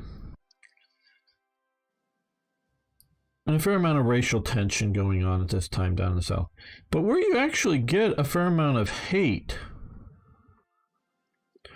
growing at least at this time, is in the North, because you get an influx of workers, because there's jobs, workers needed. And basically there is no conscription for black people in America during the war. They are, and I watched a recruiting movie that was made, during it. They're definitely recruited into the Army, but they're not drafted into the Army. And so when you have labor shortages, help wanted, good paying job here. So you get a lot of, particularly black men, but black women follow too, of course, moving into places in the Northeast like Chicago, like New York. And so you get this different ethnic group coming in. And especially, and I don't, I'm a Westerner. I grew up and live in California. I visited places like New York City a little bit, Washington, D.C. a bit more. I think maybe once I had a layover inside the Chicago airport, but maybe not. I've never left. If I've ever been in Chicago, it was only in the airport, and I've never left it. I think I was in the airport once, so I've never like really been to Chicago. Been to Boston, Massachusetts once, but really haven't been around a lot of the areas. But a lot of these big cities, like I've just been mentioning, there's a lot of ethnic neighborhoods there, a lot much more so. And I still think it's generally going today, but it was very much back then and very much back in the 1970s and 80s. And these ethnic neighborhoods, and I know people are, today about skin color, but it wasn't so much about skin color. It was ethnic, like Irish or Italian or Russian. Now, so some of it's based on religion, Irish Catholic, Italian Catholic, Russian Orthodox. But a lot of it is just on language and culture. It's not religious based or not, any sort of skin color kind of base BS. So there's a lot of these ethnic neighborhoods, and there's a lot, and it's still to this day, that immigrants from one region of the world help other regions of the world. Like part of the reason that Minneapolis and all the riots that are going on is happening is because there's a lot of Somali immigrants. And it's not because of their effing skin color. It's because there are so many Somalis coming in that they're creating a Somali enclave. And it's not an African enclave. It's not a dark-skinned people's enclave. It's a Somali enclave. And so they hire, a person comes in and starts a business. They hire people they know, or whether it's family members or other, people that speak the same language that are coming in. And so there creates tension between them and the locals. And again, it would be just as much tension if it was a bunch of Finns coming over. Maybe not some, because that's sort of Scandinavian. Let me change that. If there were a bunch of Hungarians coming over, and no one could tell them by skin color or any sort of thing, it was just people coming in that with a different language, and this causes tension. Anywhere it happens in the world definitely causes tension in America. That is part of the violence levels that we've had in America. Now, part of the violence levels that we had and have in America are peoples that are coming from violent cultures. I would say that there is a lot more cultural violence, particularly in southern Italy, because you have traditions of foreign overlordship and a violent local populist reaction to it that sort of created what we think of as the mafia. And so you get that coming into America. Sometimes you have other pre-existing conflicts that come in, sort of like the Irish versus the English. And then just these tensions that are building up, though. But also I would say, you look at some place like Somalia, there's a lot of violence in Somalia. Mogadishu is basically a war zone. It's been going that way. Okay, it's a failed state. It's a cultural thing. So you have a lot of this, and then you have a lot of reaction to this. So there is a lot of tension in America back at this time. There's still obviously a lot of tension today. It's really the race hustlers that promote the racial element. It really, at its core, in most places, isn't about race in America. It's about culture and cultural clashes, as well as, right now there's plenty of jobs in America. People don't want to work because government's giving out too much money. But it's about cultural clashes, and it can be any sort of group moving into other areas. And so I think it was Chicago, but it could be Detroit. Maybe it's Detroit. During the war, like I say, there were a lot of black immigrants, and they started to hire them to work on like the trolley tram system or whatever in the city, and the white workers struck, and so they brought out the National Guard, the army basically, and to run the transportation system as well as force the white workers to get back to the job. I mean, I think literally going to their house and collecting them, and you're coming and working, because they were needed to get the people in the morning and then after work or whatever from home to their jobs. They were needed to keep the war effort going. So there were strikes in America, and there's more than just that one strike, but there are strikes. There was also major dock worker strikes going on in Australia. I don't think over ethnic things.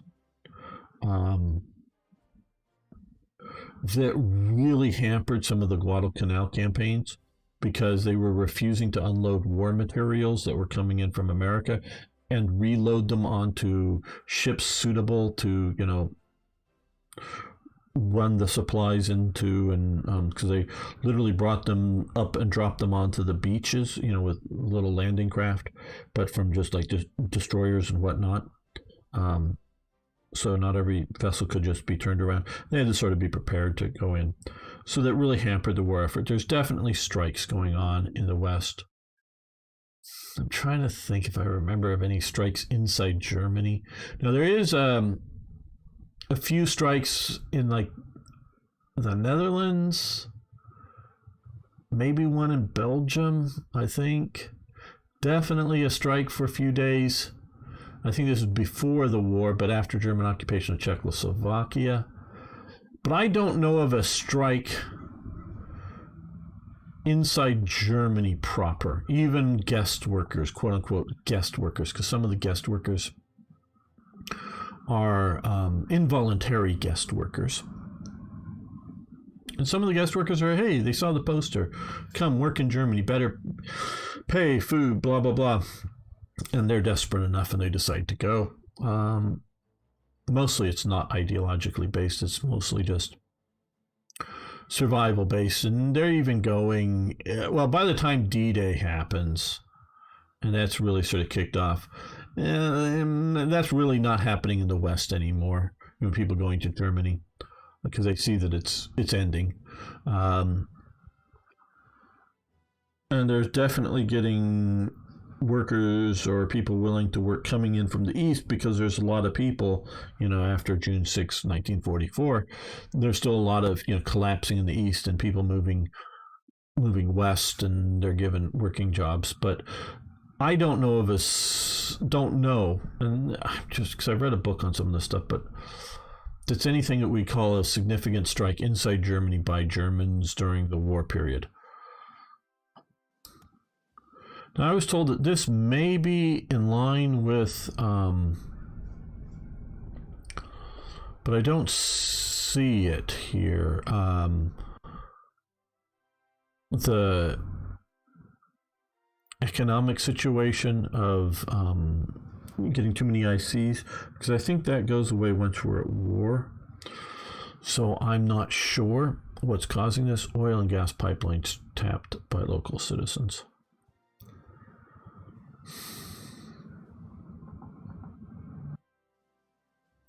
No, it's only 1,000 fuel, and we have lots of fuel and all that. But again, I don't. Now, if you just change this to bombing, maybe I'll believe it. But at this stage in the war, there isn't really much bombing. I guess there's some here going on, but obviously these bombings are going on and they're bombing us. So you just shouldn't, do more, because they were already getting bombed. Oh.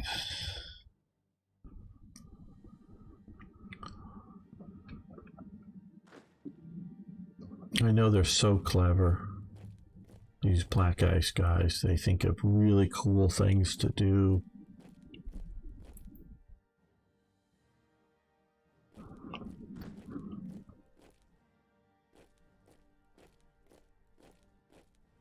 But really, people,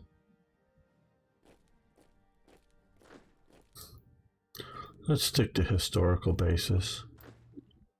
And if any of the Black Ice people are watching this, point to a inside Germany. Like I said, I know of at least one in Czechoslovakia, but point to something inside Germany that where we go, oh, you're a gamer. There was a major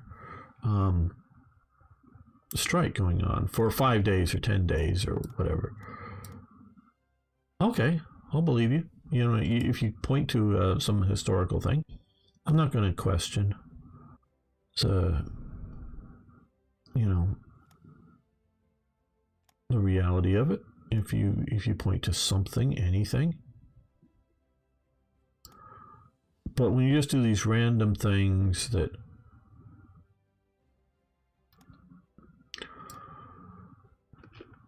I don't know of, I don't, you know, again, if I was seeing major dissent levels or major national unity going down, then I would buy that, because that's what it's like, oh, hey, the war is going terrible. Our leaders suck. They're not prepared for this. People are, upset. Yeah, okay. Then I'll believe that, ahistorical events happening, or non-historical, however you want to say it, events happening in non-historical conditions, and not just, oh, we've invaded Yugoslavia early, but like losing or whatnot. Then I'm there with you, but with this, not really. It's not the explanations you're giving me at the moment.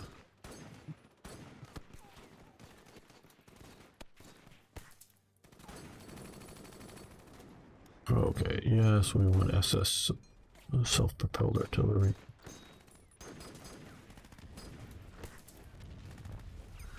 Himmler was just saying, we would be much better if we just had some self-moving artillery, mein Führer. No, Himmler was saying, can we get rid of these people? We don't like this group of people. What about this other group of people? Can we get rid of them, please, mein Führer?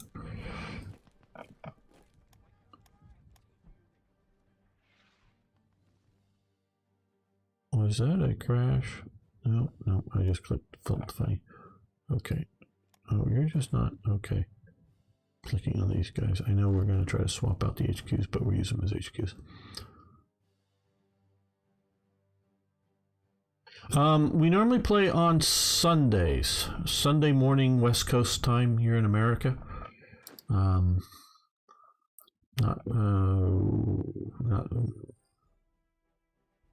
Starting, I guess, it would be at like 4 p.m.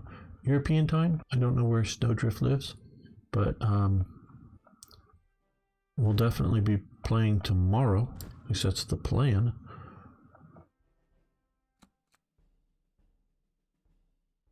New area centers. Rudolfer? Don't know him right offhand. Maybe I've heard of him, but...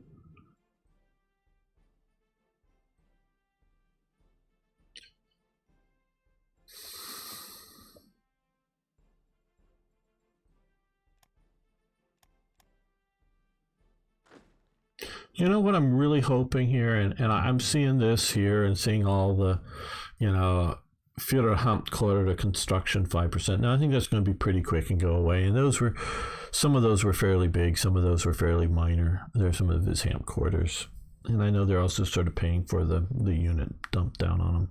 One of them was a series of just railway tunnels somewhere here, just to so they could park their trains in, and they ended up dig out this huge tunnel that you could park a few of their headquarters trains in. Ended up using it once for a couple of days, but they spent months on building it.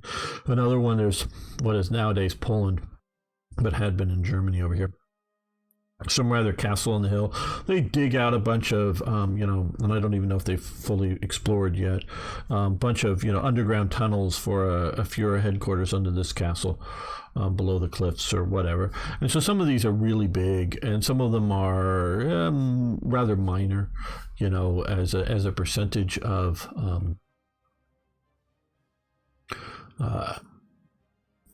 ICs being used. So it varies from time to time. Just how much work goes into some of these So in a few of the cases, it's mostly just sort of taking over current buildings and things and changing them a bit. So yeah, and yeah, there's a bunch of these spawn unit. Okay, we're paying for the spawn units, getting that. I don't know what this revenge is because I don't think I clicked exchange, choose puppet industrial focus. I don't know that I did the revenge thing. I'm not sure. Don't know. Focus for puppet. Okay. Croatia. Well, I guess oil.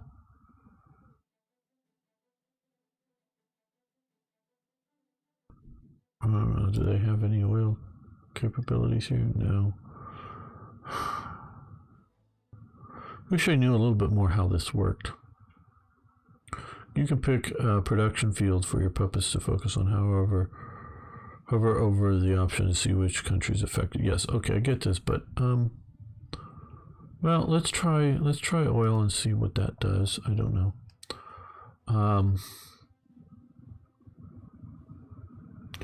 Prepare very much for Barbarossa. Well, we're not preparing for Barbarossa right now.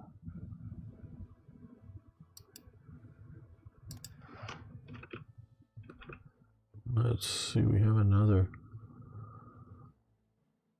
industrial focus for Slovakia again. Okay. Well,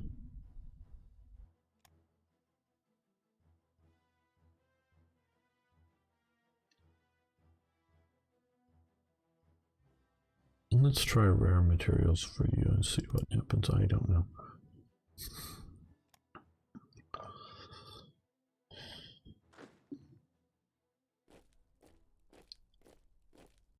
Where was I ranting about historical whatnot? Oh. Obviously, I'm crushing Yugoslavia easy, and which is what happened historically, so that shouldn't be. I am not looking for Black Ice to make a more challenging game for me. Okay, now if we were to come to here, which okay, now I guess maybe it was just something with that tile in the mountains. Maybe, I don't know. It was super slow. Oh, I want to save this here. Let's just save this to make sure that we are continuing good. What I really, really, really, really want, and they may have been able to achieve some of this, is not so much, make it harder here, extended conscription, reducing it, I don't know, German Soviet agreement, I don't know. Some of these mining, industrial strikes, yeah, I don't know. They seem to be hitting my ICs a bit heavy.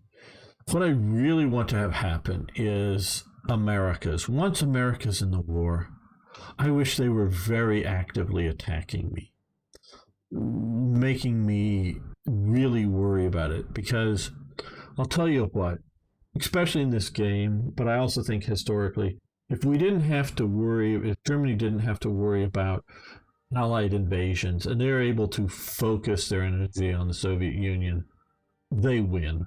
I think that's also historically, but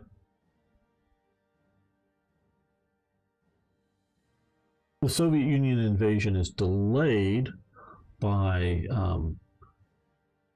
the operations in Greece, and continually it is hampered by needing to support operations in other places, whether it's the air war against the Allies, because it's both Britain and America going on now. Because we're talking, second half of 41 and into 42. You don't really have Americans operating, but you have a fair amount of British operating there. Once you're getting into 42, you have, the Americans landing in North Africa. And this is why I'm probably delaying, and I know it does hurt things, probably delaying the war in the east until 42, because 41 we're going to secure the Mediterranean. The amount of effort that Germany puts into Panzer Armee Africa here in Tunisia after the Battle of El Alamein and the retreat of Rommel to Tunisia, if they had put that amount of effort earlier, and not just 5 days earlier than the Battle of El Alamein, well, El Alamein over here, but earlier enough, they would have taken Egypt, Jordan, this whole place prior to America's entry into the war. I am firmly convinced of that, because I don't care, you talk about, oh, well, supplying, fuel and food and ammo for all those units. Yes, trust me, I do understand that element. But since they're sitting up here in Crete anyways, and Italy has roads, so that's been at least somewhat developed for a fair amount of time, yeah, they've got air and shipping and whatnot to keep fueling and pushing forward. They can get that. They can get into Egypt and supply that well enough.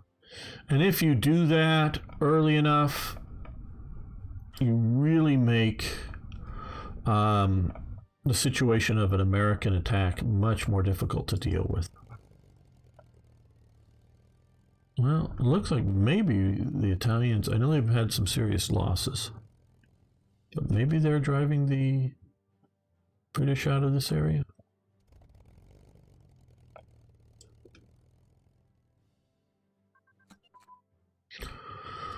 Okay, frigate classes have advanced.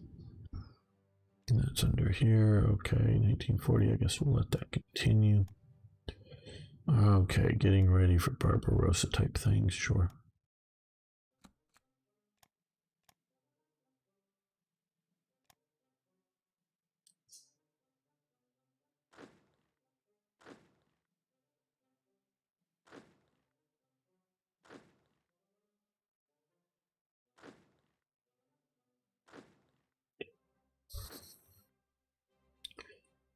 Oh, the Italians. So the Italians actually invade here? Did we just miss that? Or is this some sort of event-driven thing? I don't know. But we're going to rush down into their defense.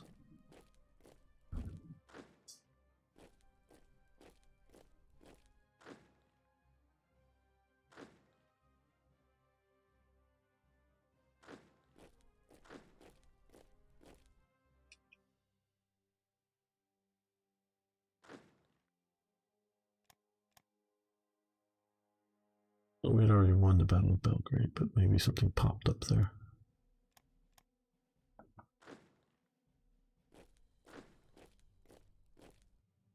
Okay, Rommel, you race across here, cut all these guys off.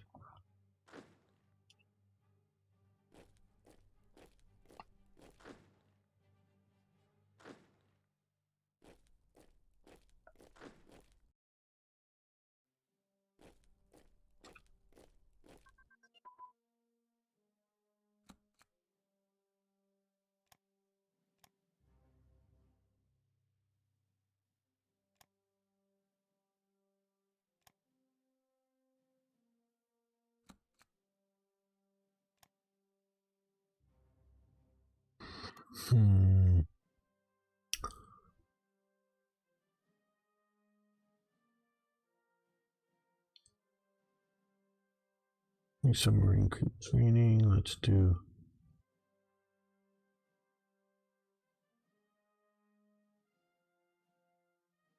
underway replenishment so we can increase our operational range.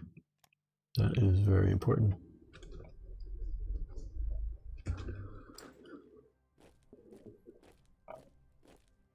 Okay, we need to shift our big supply unit or down to there.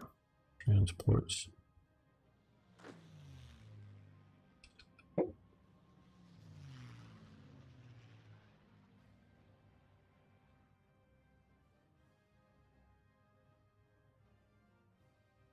Because if America is being active, then we have a real chance for a challenging game. I don't want challenging games by sort of nerfing Germany.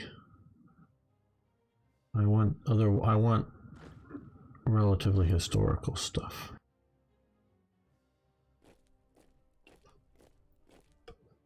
Realize some of these paler blue are actually Croatian forces trying to make it home, as opposed to Yugoslav forces. And the palish blue, or even paler blue, is the Greek forces.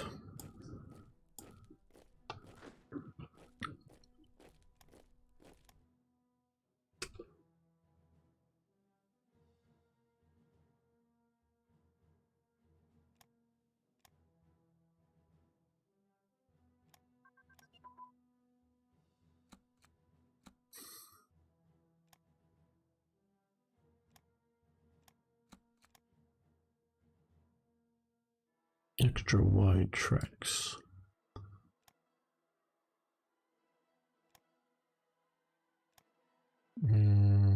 Okay, so now that we've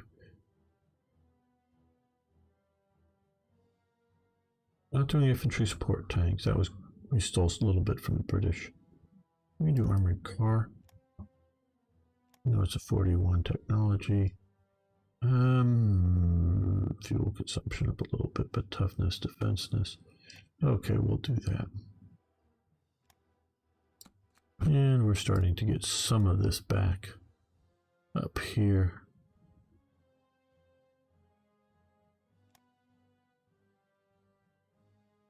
Okay, a couple of transport wagons to help us get back those cool units.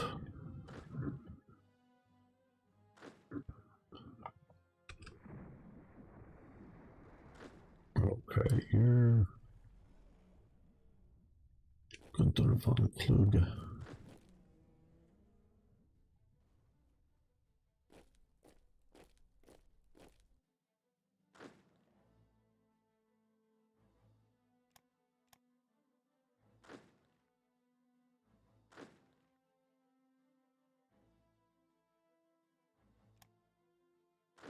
Well, go into Italian territory to help them out. Infantry unit training, very nice.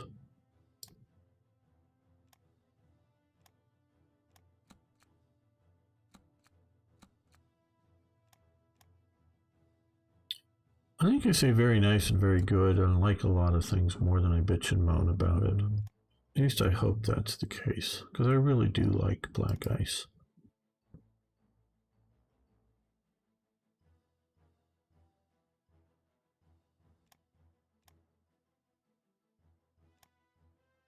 We're almost to 41, so we can start working on some 42. So let's push here a bit.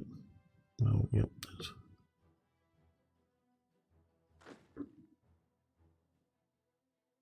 Okay, well, if we come down this way, we'll sort of be cutting off some of these forces a bit.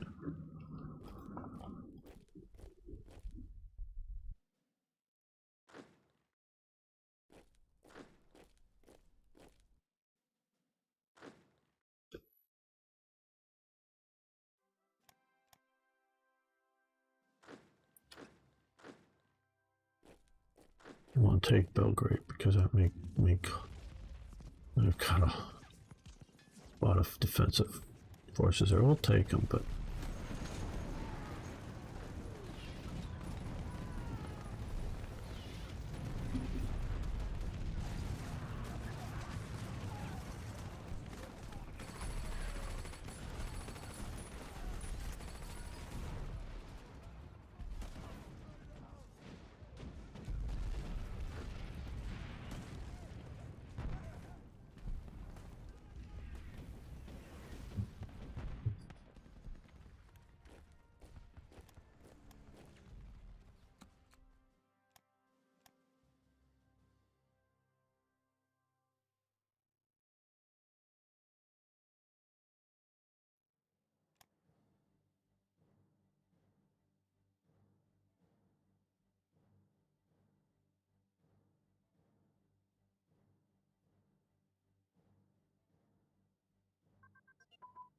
Okay, infantry unit command and control advance.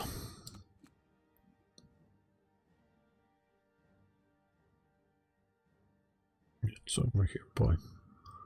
Okay. Well, let's save this.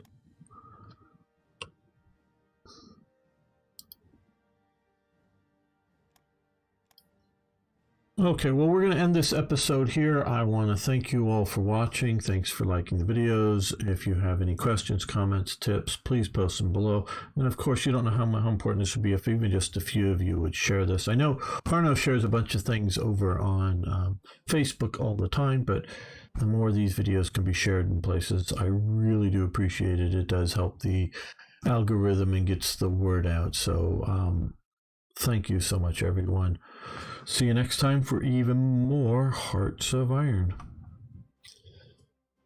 Okay, guys, those that are live here, I think we're going to be ending for today. Tomorrow, as I was saying earlier to Snowdrift, I will be playing Hearts of Iron 4. And, no, it's not Hearts of Iron 4. War Thunder. I hope you'll come and join to either watch or actually play. We'll be doing that.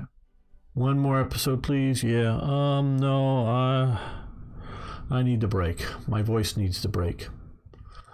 And so I'm gonna do that. I think now, because I think I want the break today and not and be able to play play War Thunder tomorrow. I think you'd prefer that too.